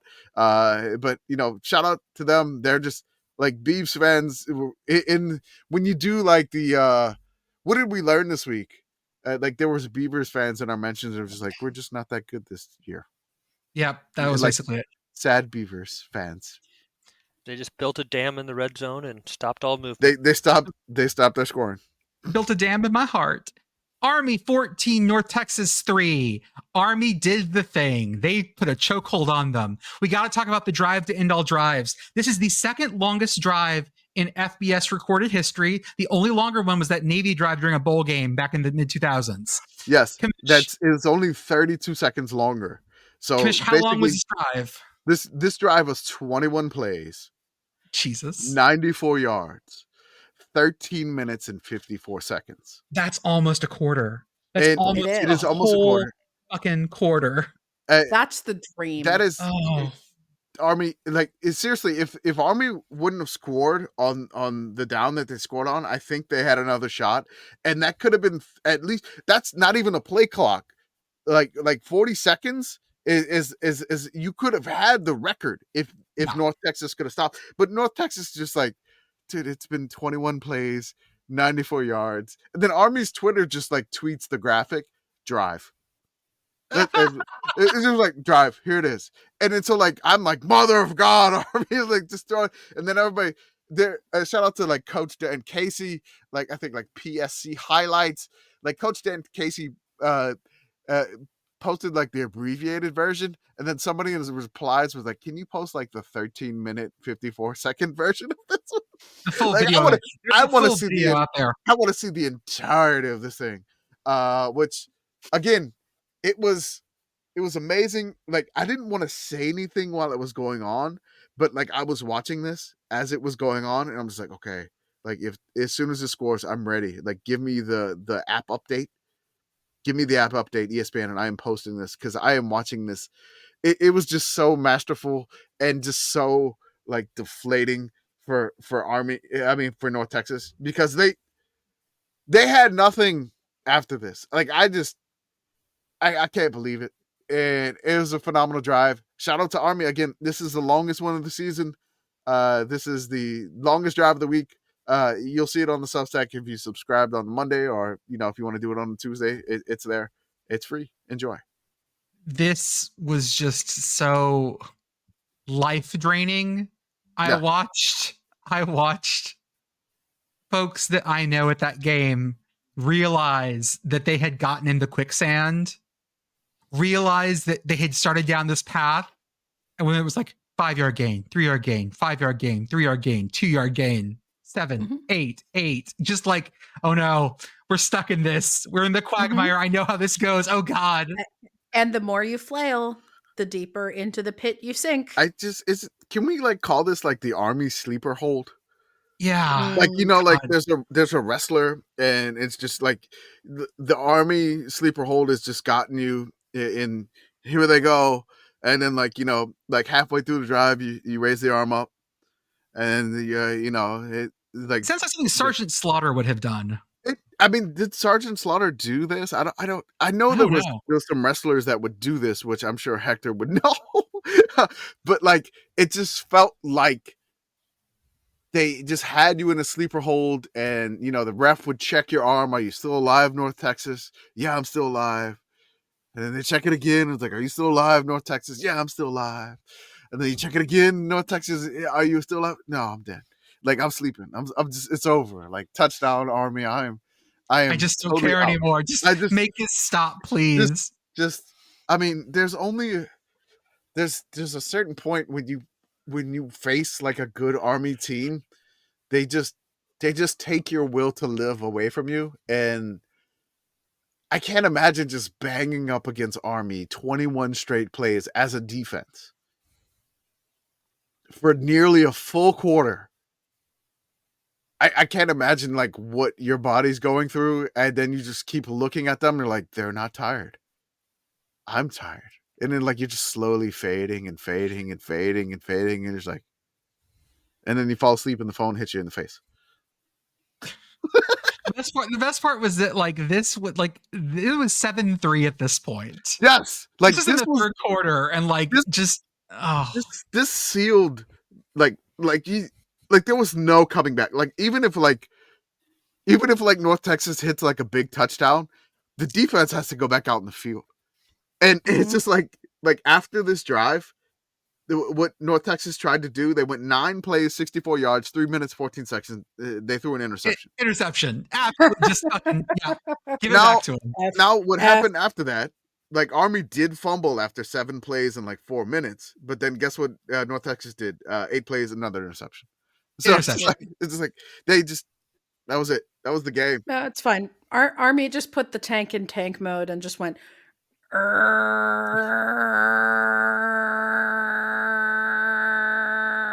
that's fine. That's what Army's for. Yep. West Virginia 31, Cincinnati 24. The only thing we need to talk about with this game was that Cincinnati almost doubled up West Virginia's yards. But they gave West Virginia the ball 3 times. That helps. It was so polite of them. Also, West Virginia only had 9 first downs in this win to Cincinnati's 24. This was almost the spinach game of the week for FBS because Cincinnati had 436 yards. West Virginia only had 248. The only problem is that Oregon State had 474 yards. So Cincinnati, you were almost the Skyline Chili spinach game of the week too. So I'm a little surprised we didn't get more like, oh God, what is this? Messages from Beth while this game was happening. Yeah, she was gigging. Yeah, she was on assignment. She was on assignment. She was on assignment. Oh, I didn't mention that. Beth is still on assignment. Yeah. Oh yeah. Minnesota 19, Rutgers 26. Here's what we didn't take into account here. This was the 8th in Kaliakmanis revenge game. Because 8th in Kaliakmanis is now the Rutgers QB. He'd been at Minnesota. Oh. He acquitted himself very well. 17 for 33, 240 yards, 3 TDs, and 1 interception. Rutgers still has, this was the epitome of Minnesota 4 in a row on the up. Rutgers losing 4 in a row on the down. And Rutgers still is just an unpleasant place to go to play. Good. Yeah, I don't know. It's almost like New Jersey is like not the most pleasant place. I thought like Minnesota had this. Like Minnesota took a lead, and I thought they had this. As soon as they took the lead, I'm like, okay, Minnesota's got this. Like they have gotten over the Rutgers hump, and I'm like, they got this. Like they got it now. So like Minnesota took a lead, and I was like, okay, perfect. So Minnesota takes the lead in like the third quarter. It's 16-14. But then I was like, oh, okay. Then Rutgers was like, no. Here comes the Rutgers in the fourth quarter. They take the lead 21-16. And then here comes the safety. Rutgers gets a safety. And I'm like, okay, Rutgers, it's over. Like Minnesota, you're not doing anything here. Like Rutgers got a safety. It's over. It was over. It was just like, it was classic Rutgers. And they were out with like their star running back, which I was so surprised that Rutgers was able to pull this off, but shout out to Shiano. Rutgers has their like logo, it just goes chop, and they chop the boat. I mean, there's one big thing that I'm looking at with certain Big Ten teams. Minnesota is one of them. I am looking to see when we get to the end of the season, what's Penn State's best win going to be? And Minnesota is a candidate, so seeing them go down this week, it's kind of like, like, oh god, maybe it's going to end up being Illinois. I don't know, but yeah, I mean that's just something I'm tracking closely. So hold on, Penn State, we got wins over West Virginia, No. Bowling Green, Bowling Green, No. Definitely not Kent State, Illinois, Yes, UCLA, maybe, no. USC. No. That may be the best one though. And then they just beat Washington. They did lose to Ohio State because Washington is Sisyphus. Yeah. Okay. UConn 31, UAB 23. Huskies played with their food, man. UAB was 20-3. Yeah, I saw this score when UAB was up 20-3, and I was just over here like, UConn, are you okay? Like, you seem like you're not okay. But I wasn't watching that game because I was watching the Georgia Tech game. Yeah. And so, like, I think, Jordan, I don't know if you tweeted this. It was me. Okay, it's like, UConn fans tried to come in there and like, take you for like, you tweeted, it was like, UConn, stop playing around and act serious. And that was the tweet when it was like 13-3. And so some UConn fans that followed us, like, went in there. It was like, I didn't see how it ended. Can you tell us how the game ended? I was like, and then so I went in our timeline and I was like, here, this is an update here. Here's another update here. And then also here's 7-win UConn here. I was like, so you could say that UConn stopped playing around and started getting serious. That's all I wanted. Was That's just it. for them to stop being, yeah. And so I was like, I'm on your side, UConn. We're on your side. Like, I don't understand. You're going to try to old takes expose us on a tweet where we're just like, hey, stop playing around, UConn. Like, just, I don't know. Like, there's a generational divide in the UConn fans that I'm noticing. Like, our long time, like, UConn folks they've been following us for long. They're like, they love us. And then there's this new generation of UConn fans are like, respect us. We're good. We have 7 wins. Don't you dare, like, besmirch UConn's football's name. And I find it hilarious. The It's just proud like legacy of the Yukon Huskies. That's right. And I'm like, is it because that UConn has won 2 basketball titles? Now they're trying to like, I don't know. I don't know what's going on. Don't make me send you back to the fucking Yankee League, UConn. I will do it. I swear to God. I will turn this conference around. Hey man, UConn fans, we have Lambert Trophy votes. All right. Yes. We have Lambert Trophy votes. Be nice to us. Iowa State 36, Kansas 45. Iowa State, thanks for playing. Is this our year? Pick up your consolation prize. You were going to the Alamo Bowl or something. Maybe a Holiday Bowl? I called this one, man. I know you did. They're going to the Cheez-It Bowl. I was just like, this is the one that Kansas gets right, and Iowa State just like loses in baffling fashion, which happened. And Kansas didn't do the thing that they did in the fourth. It was a nice, easy win. Like there wasn't any like sweating. And nope. I know one Kansas fan dagger interceptions. Nothing. Kansas. Like you're 3-6 now. Don't get your hopes too far up. But I mean, maybe. No, stop that shit. No. Gotta believe until mathematical elimination. Oklahoma, you actually might be cursed. Oklahoma 23, Missouri 30. 55 minutes of football that set the clock back 80 years in football, and 5 minutes of pure uncut goddamn insanity. Yeah, this is another one that I was watching just sort of by watching the score ticker go by, and like, what was happening here? What was this? What? I have never seen an Oklahoma team Oklahoma fans have been already hurt a lot this year. This loss might have actually broke them. I think they're done. Like there's just not any psyche of Oklahoma left anymore at this point. Because this is, oh man, I can't even remember a year where they've had this many. Like I know the first year of Venables, they were like 6-6 and made the Cheez-It Bowl. But like this feels a lot worse. This does not feel way good. Worse. It is just like we're in the SEC. We extended this guy. Why did we do this? And like the quarterback, like somebody tweeted is like after the scoop and score that got Oklahoma up. Yes, like it is like because they had a magical score that was like that put them away. They're gonna win this thing. The Sooner magic is back, and it's just like yeah, and it's just so like Oklahoma was down 16-9. Oklahoma gets a touchdown. Now it's 16-16. Then they get a scoop and score. Now it's 23-16. Oklahoma's up. You think magic is back. I can't believe it. Then an incredible catch by I think it's Theo Weist. Yes. For MIZZOU. Like I don't even know how he got that 1 foot in, which like it just seemed like it was one of those where you have to tap the right foot down first before the left foot. And he was able to like do that in like that split. I don't know. It seemed like a pretty ballet move. I can't believe that. And then you're like, okay, Oklahoma fans are like, okay, as long as Jackson Arnold doesn't do really something stupid and fumbles the ball or anything like that. And then he fumbles the ball and MIZZOU takes it in for the house and wins it. Now it's MIZZOU. Like this graph, this loss probability. Oh, this one is just. Oh God, yes. Like, yeah, this win probability graph gonna kill someone.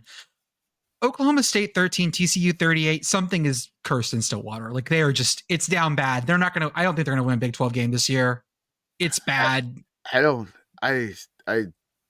look, man. Like TCU handled business. They didn't screw around. No. Also, shout out to the TCU graphics team that used what? Oh, they used my mustacheless Pete. In their victory video. Hell yeah. Post that in the chat if you got it. Well, yes. Unfortunately, they didn't use Uwu Pete, but that's okay. Yeah, I wanted the Uwu Pete to be used, but and then Beth was like, yes, I would like that one too. So yeah, that was, dude, I don't know what's going on in Oklahoma State. I don't know. Like I don't think I've ever seen Oklahoma State like this. And it's been a long ass time. Like in the Gundy era, I mean, I have to like look up Mike Gundy's like coaching record, but I don't think I've ever seen Oklahoma State. This feels like the worst team he's ever had. I mean, that's yeah, I think so. I just can't I'm looking at it. Let's see what he's got. I'm gonna go see if I got year by year. The worst team he's had was 4-7 his first year. They have not had. He hasn't had a losing season since then. Yep. And that's where we are. Dude, like some other games you go through quickly. Utah State 28, Washington State 49. Yeah, Washington State bodied Utah State, but I want to give credit to two great players. Spencer Petras, man, quietly doing work once he's unshackled from the Brian Ferentz offense. 28 for 45, 208 yards, 2 TDs, 1 interception. Completely serviceable at quarterback. John Mateer was on fire. He threw 4 TDs. John Mateer is one of the most fun quarterbacks to watch in college football. Wazoo was great. Also, this game started out on News Nation. It did. And somebody's like, hey, alert the Sickos community. I was like, hey, we already know about News Nation. There was another game that started on News Nation. We're well aware. Mm-hmm. South Carolina 28, Vandy 7. South Carolina just did the thing. Good for them. Vandy couldn't get anything done offensively, and I was kind of worried because like South Carolina's like defense is legit. Like their line play is incredible. I know they only had 2 sacks, but it felt like they had a lot of pressure, and they were just living in that backfield. They again just no big plays, no broken plays. They tackled. They did very sound win. Very good win for South Carolina, bowl eligible. App State 24, Coastal Carolina 38. This was on Thursday. Hey, like this score is not the truth. Coastal was in charge of this game, full stop, and at no point did they let up. They rushed the field because they fucking hate App State so much. Okay, that's fair, honestly. Yeah, it's just like Coastal is now 5-4. App State's is 4-5. I don't rushing the field. You always say like, kids, remember the field is like 2 to 3 feet further than you realize it. And there's the video of these kids like rushing, and you could just see like some kids just totally collapse on the ground when they hit it. And I'm like, I give a little more bend to your knees, guys. My knees I just blew out both of my knees watching this. Like my back is done, my ankles are shattered. I could not do this. And there was one, they had like one person got down and they were helping the others to get down, like, which was very nice of them. That was very courteous. Yeah, kids, whenever you rush the field, if you've never done it before, this isn't even like, hey, act like you've been there. I know you haven't. Just remember that usually from where you are to field level is an extra 2 to 3 feet than you feel like it is. So when you jump, you want to give yourself some real good bendy knees and give yourself some spring in that land. It's further than you think it is. So I'm going to push back a little bit on this game was never close thing for you. It was 17-0 Coastal, then App made it 17-10 at the half. But then Coastal was able to like pull away, and it was like 38-17 at one point. So that is one thing. Shout out to Coach Tim Beck, not that one, this one that is coaching Coastal Carolina, for slamming a beer on the Sports Center on the road with Matt Berry, Dan Mullen. Yeah. Guys, the Thursday Sports Center on the road thing has quietly become one of my favorite things. Yeah. Letting Dan Mullen and Matt Berry and Harry Lyle Jr. just sort of like fuck around on Thursdays with whatever game they're at. Yeah. Because sometimes it's what was the big game? It was Virginia Tech and Boston College, I think. Was that the big like Thursday night game they were at? Sometimes it's that. And sometimes they're sliding down mud pits at App State on Thursdays, and it's all glorious. Yeah. So like whatever the Thursday game is, and they're there, and it was like, I wonder if they're going to be at Thanksgiving and at Human. I mean, from Memphis and Tulane.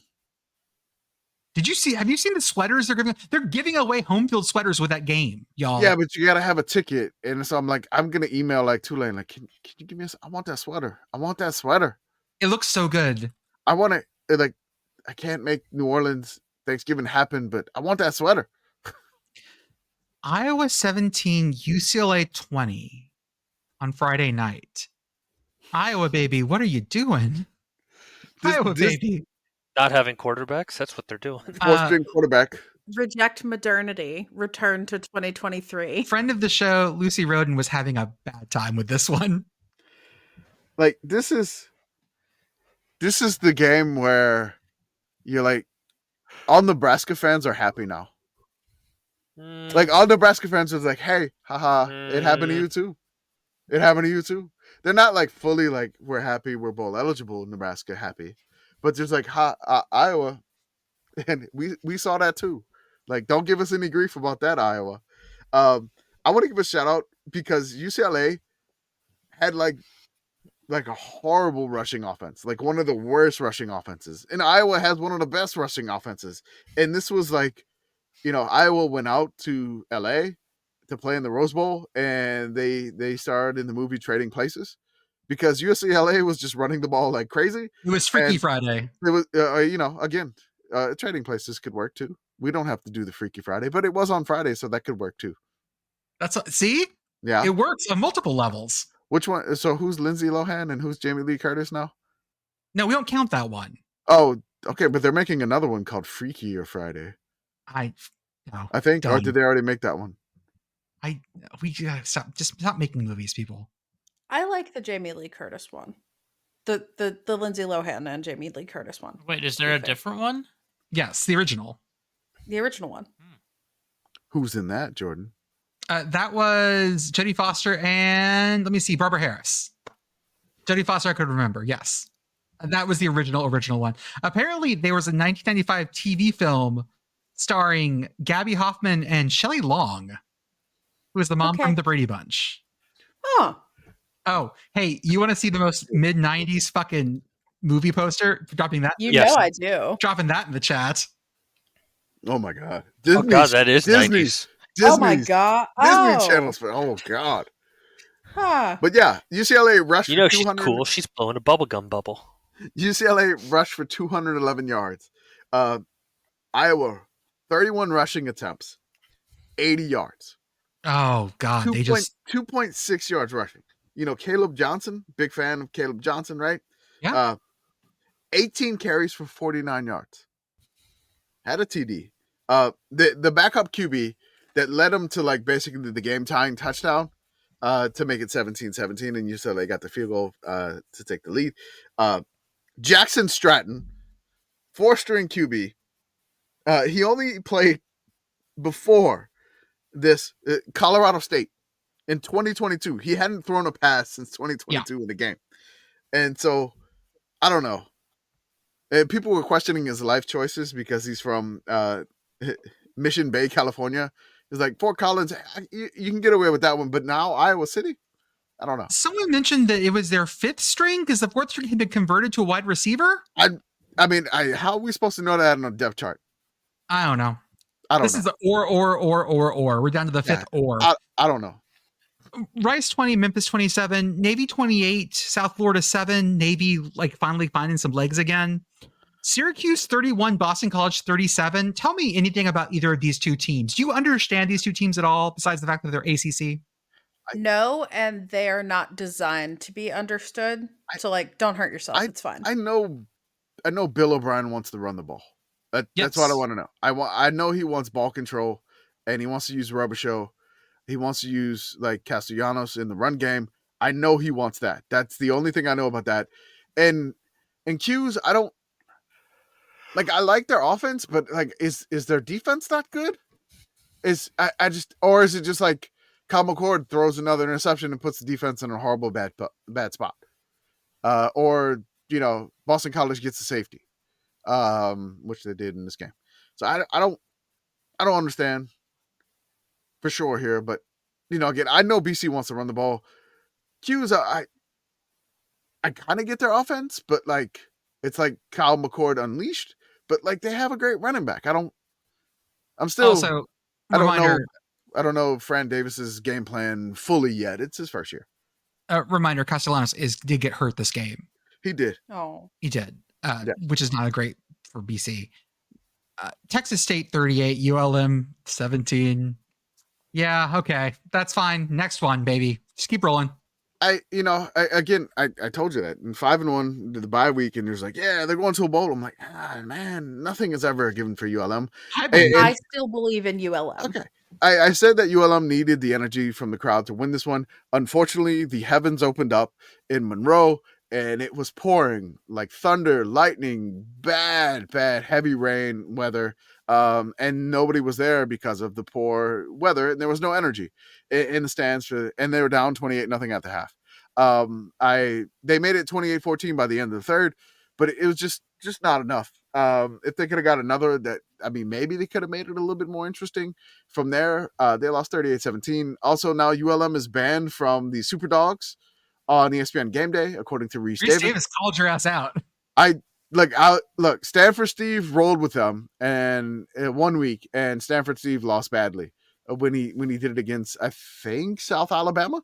They gave him a week off against Marshall, and then Reese was like, it was like plus 9.5, I think, or 9.5, and I was like, hey, ULM mentioned. I was like, hopefully Stanford Steve, and then like it was like halftime. I just like replied to the tweet. I was like, sorry, Reese. He was like, banned from the show.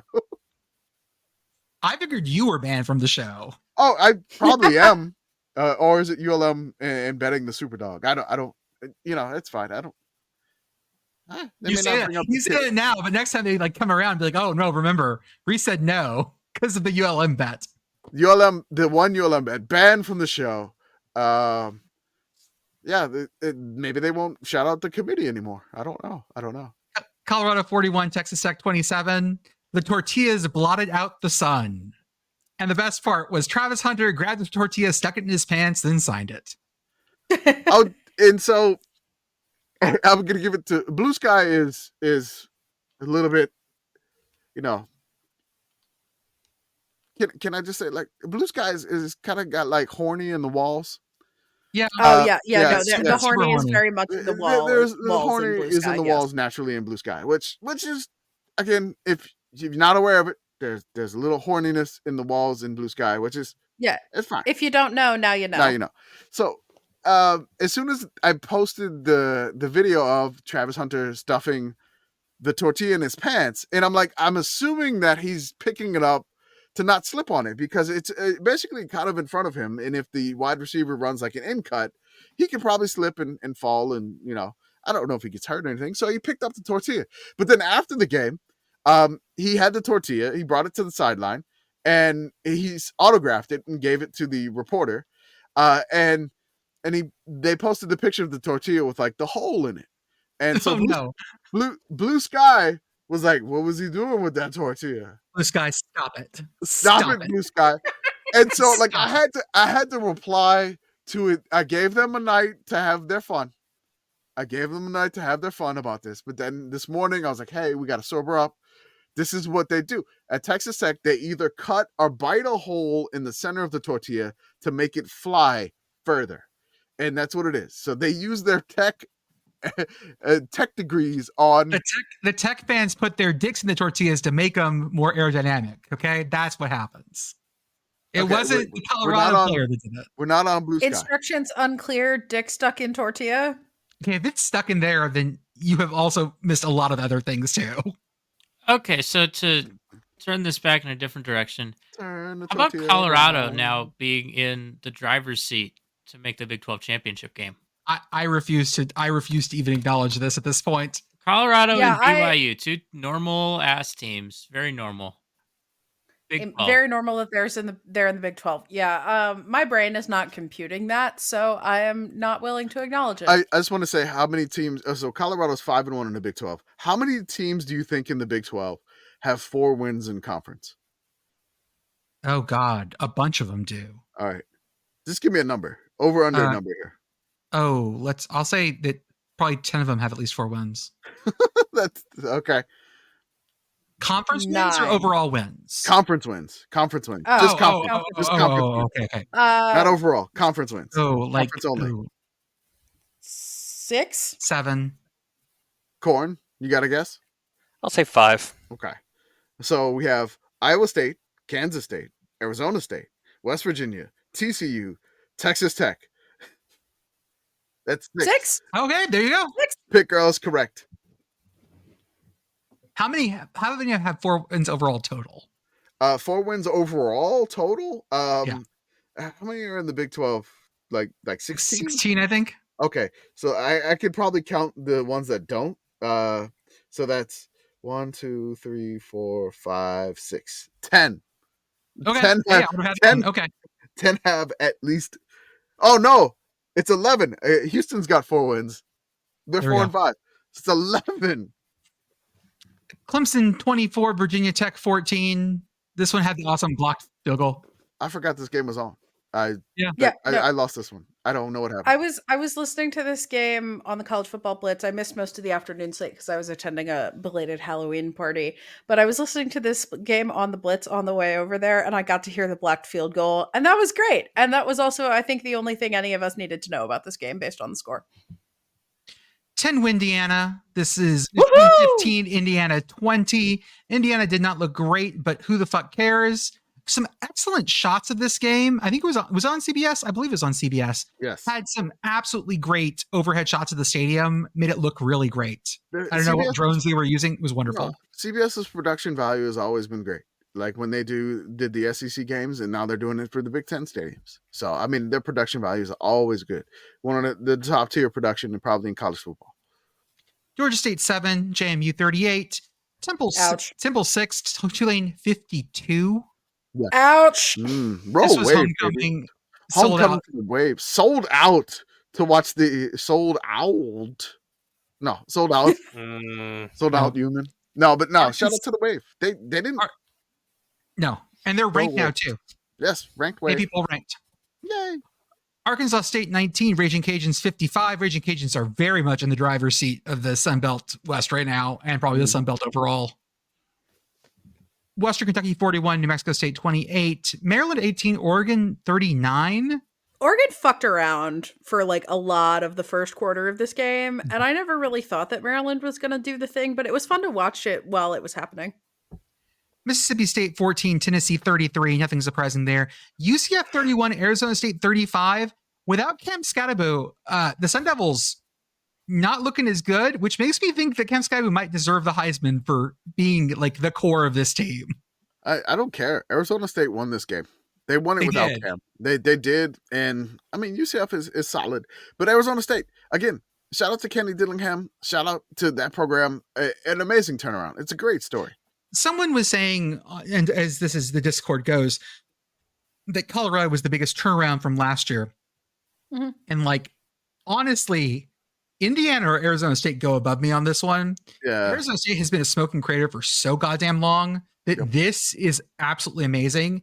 And the Indiana one as well. And both of those to me fall on top, but you can have this argument. We can do this autopsy later on. It's fine. You can argue with another show or like a YouTube show or whatever. Somebody else on Twitter. They're going to make this case, and I'm like, y'all can argue. What if we have our own YouTube show where we just yell at each other? Is that not this podcast? But maybe we'll flash our lights. We don't yell. We don't. But we'd have to like yell at each other. We'd have to have like takes or hot takes. I don't want to do that. I don't want to do that either. Commish, I do not believe that your take about Western Kentucky football is valid, sir. Like we would do like, I don't know, like first take, but just only yell about the G5. Yeah. Oh, but like only Conference USA games, just like screaming at each other about Conference USA games. But also like, what if we were first take but nice? No one would watch First Take but nice. I respectfully disagree with you. Well, okay, what about like First Take but nice, but still like really aggressive about being nice? Like I respectfully disagree with you. What about? I'm not even saying that. I'm saying you're making an excellent point right now. What about no? What about like passive aggressive First Take? Ooh, I like that. It's like it's just like you're still like you just make snide comments of like, Oh, you think that about Western Kentucky? Oh, all right, that's an interesting idea you have there. I like that. Yeah. Okay.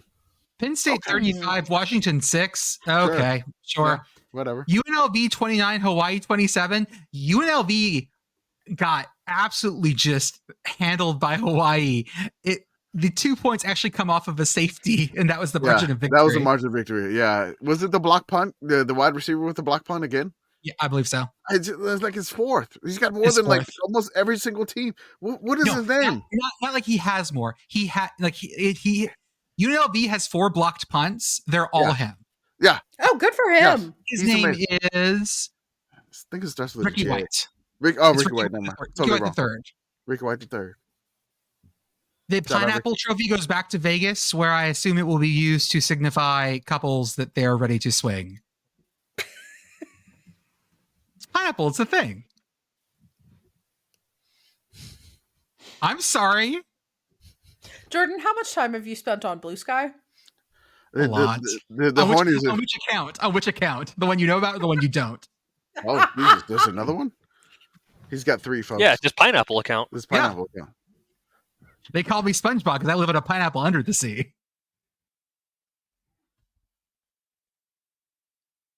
No? Okay. No, I'm not going there. I'm done. Just a couple more quickly. Why not? Fresno State. Actually, I don't have the score on this one. Hold up. Yeah, I was wondering about that. Air Force the One. Scores just disappeared. Yeah, sorry. I got to this point and I dropped it. Yeah, Air Force wins this one. Good for them. Boise State wins at Nevada, but not before this became like a real issue. And Boise State fans having fucking PTSD levels of flashback of Nevada at a weird time. It was all like the dog with helicopter memes. Oh yeah, they were just it was incredibly like, unpleasant. Like, not again. Oh my god, not Nevada again. Not the Wolfpack. No, it can't be them. Ashton Jamesy, 209 yards, 3 TDs, doing a good job. Keep it going. Everything. Of course, Ole Miss beats Georgia, carries the goalposts out of the stadiums. Florida State does nothing against Notre Dame. Purdue absolutely does nothing against Ohio State. Because that was, oh my god. And Florida. Really? No. Not happening. For this? Against Florida? No. Okay, Yeah, so Florida here's my doesn't thing, right? Here's my thing. I'm gonna get aggressive. We're gonna start talking like his first take. You gotta stop that. Yeah, So, no, none of this. None of that. I was listening to this game on the Blitz, and the biggest thing that they were tracking to try to like sell this game, because the noon slate was pretty dire. It was pretty dire. Will Florida score to continue their streak of scoring in football games? And they did. They scored. Also, the University of Florida announced earlier this week that they are not firing Billy Napier. And then this happened. Shout out again to Aiden Warner, their third string QB, I believe, and a former Yaley. So good for him. I hope he already graduated from Yale. Please tell me he did. No, he did not. Transferring from Florida from Yale to Florida. I wonder if those credits transfer? I don't know.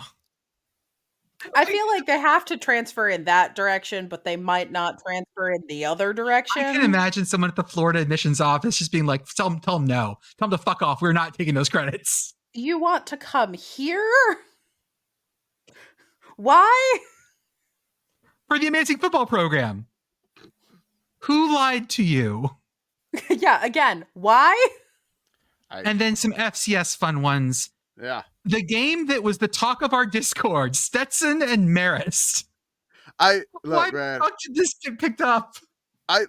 So one of our Discord members was actually at the game. And they're not a fan of like either team, but just like, I'm going to the Hatters and Marist because you mentioned this. Like there was like, I'm glad you mentioned this on the preview pod. And I'm like, I'm going to this game. And I'm like, we already had Losterman, who was a fan of Marist. And then there was another one who was actually at the game. So this like took over the Sickos committee like channel in our Discord. It was just like Marist and Stetson yelling along with some Maine yelling, which was just, it was incredible. It was fun to see this in our Discord, and join our Discord for $5 and you can yell about Marist and who actually Marist football now follows us. This was an incredible game. This was like one of those games you're just like, okay, this was the Commish quad box special along with East Tennessee State and Western Carolina, which was a fantastic game too. But Marist, again, 0-9 on the year coming into this game. I want to give a shout out to Sonny Menino, who is the quarterback, had like 4 TD performance. Marist gets the win 40-31. There was an interception in this game that Marist got, which I think the Marist it went through the hands of the Stetson receiver, and then the Marist cornerback was up with it, but somehow it got lodged in between his legs, and then they had to go over to like this basically, it looked like a canopy you would buy like at Academy or like a sporting goods store, and there's just like a little blank, like one of those like white tables that you would fold out, and he looks like he's looking at the replay on what everybody was saying was a PSP. And I was like, it was ridiculous, and they upheld it, and Marist got their first win. Marist now follows us. This was an incredible game. Shout out to the Hatters and Marist for this one. This was fantastic. 40-31. Red Foxes get their first win of the year, which is great. We don't want you to go losing year, so enjoy this one. The fun in the sun in Leland, Florida, I believe, or Deland, I believe. Oh, that. One in a row. Right. Dartmouth 26, Princeton 17. Dartmouth is now in the driver's seat of the Ivy League along with Harvard. That game has already been played, and since there are no tiebreakers in the Ivy League, the head-to-head does not matter. Doesn't matter. So if everyone finishes with the same record, everyone wins. That's right. Don't give me that look, Pitt Girl. Fucking communists. Mm-hmm. Penn 67, Cornell 49, the highest scoring Ivy League game ever. Ever. That's it. I just want to mention that. Shout out to Cornell did a fake punt for a 74-yard touchdown. Hell yeah. It's just incredible scoring. And we tagged the Ivy League on our Instagram, and the Ivy was just put Ivy football. And I'm like, okay, Ivy League.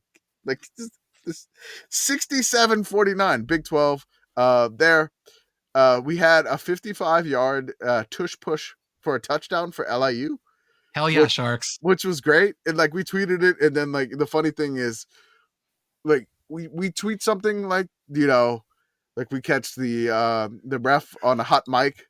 Texas. Oh yeah. The East Texas A&M.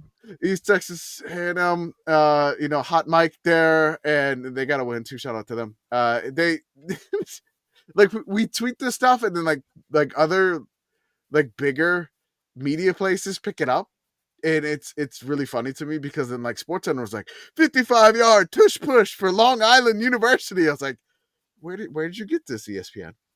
I do need to play the little bit of audio we have from Stephen F. Austin, East Texas A&M. If you guys can hear this. Yes. I hear silence. Okay, hold up. Let me get it transferred in then. We'll try. I was wondering if I wouldn't have to do this. You can cut all that out. Sorry, Arthur. I know we're running long. Not that. Sorry, guys. Here we go. It's from Stephen F. Austin, East Texas A&M. I just declined the fucking penalty. They marked the ball. Slow also, down. They got the ball back to the 25. Oh, wow. Whoops. little of a hot mic moment there. I mean, he declined the penalty. He just wanted to let you know. Slow down. That's right. Big Sky Bangers. Yes. Go ahead, Commish. Big Sky Bangers. Shout out to Delaware taking Rhode Island, but then the Big Sky Bangers. We had Idaho State beating Weber State for the Battle of the Bell. UC Davis going to Montana, and they beat them It was a great game. It was a great game. Also shout out to the AD Pauline Theros or Thyros, or I don't remember how to pronounce her name. I'm sorry, Pauline. But she took a selfie with the train bell after Idaho State won that, and that went a little bit viral, which is hilarious. And man, Idaho got away from Portland State with that win. They got lucky to get that one. And our Jacks, our beloved Lumberjacks, have not lost a game since Commish has been there 3 in a row for the Jacks, lumbering to victory over Cal Poly. If you want a win streak, buy Commish a ticket. Yes. I mean, good luck, it may work out. Worked for New Mexico State. They did. Worked they got a whole for NAU. It worked for Pitt for a while, and then it stopped working. Yeah. But it worked a while. Oh, but then when I showed up, things went to shit though. Yeah. Well, I mean, after you went to, you ruined it. I did. That was me. You ruined the mode. We weren't there together, and you just went. There it is. Mm-hmm. Yeah. It's fine. One of the games of the week next week, we'll talk about in the preview show, but Montana State is going to UC Davis for going to be top of the Big Sky and playoff hopes as well. So huge game coming up next week. We will get to that on Tuesday with everything else. As always, folks, take care, and we will see you on the other side. Do you want barbecue? We haven't had barbecue in a while. I mean, we could have some barbecue. I mean, it's kind of expensive though. I mean, we have a lot of leftovers. I mean, we can make that for lunch the next day. I don't know, but it's kind of expensive. Get it delivered. Do you want me to go pick it up? I can go pick it up. I mean, you got to, you take one of the kids with you if you're going to go pick it up. Okay, I can do that.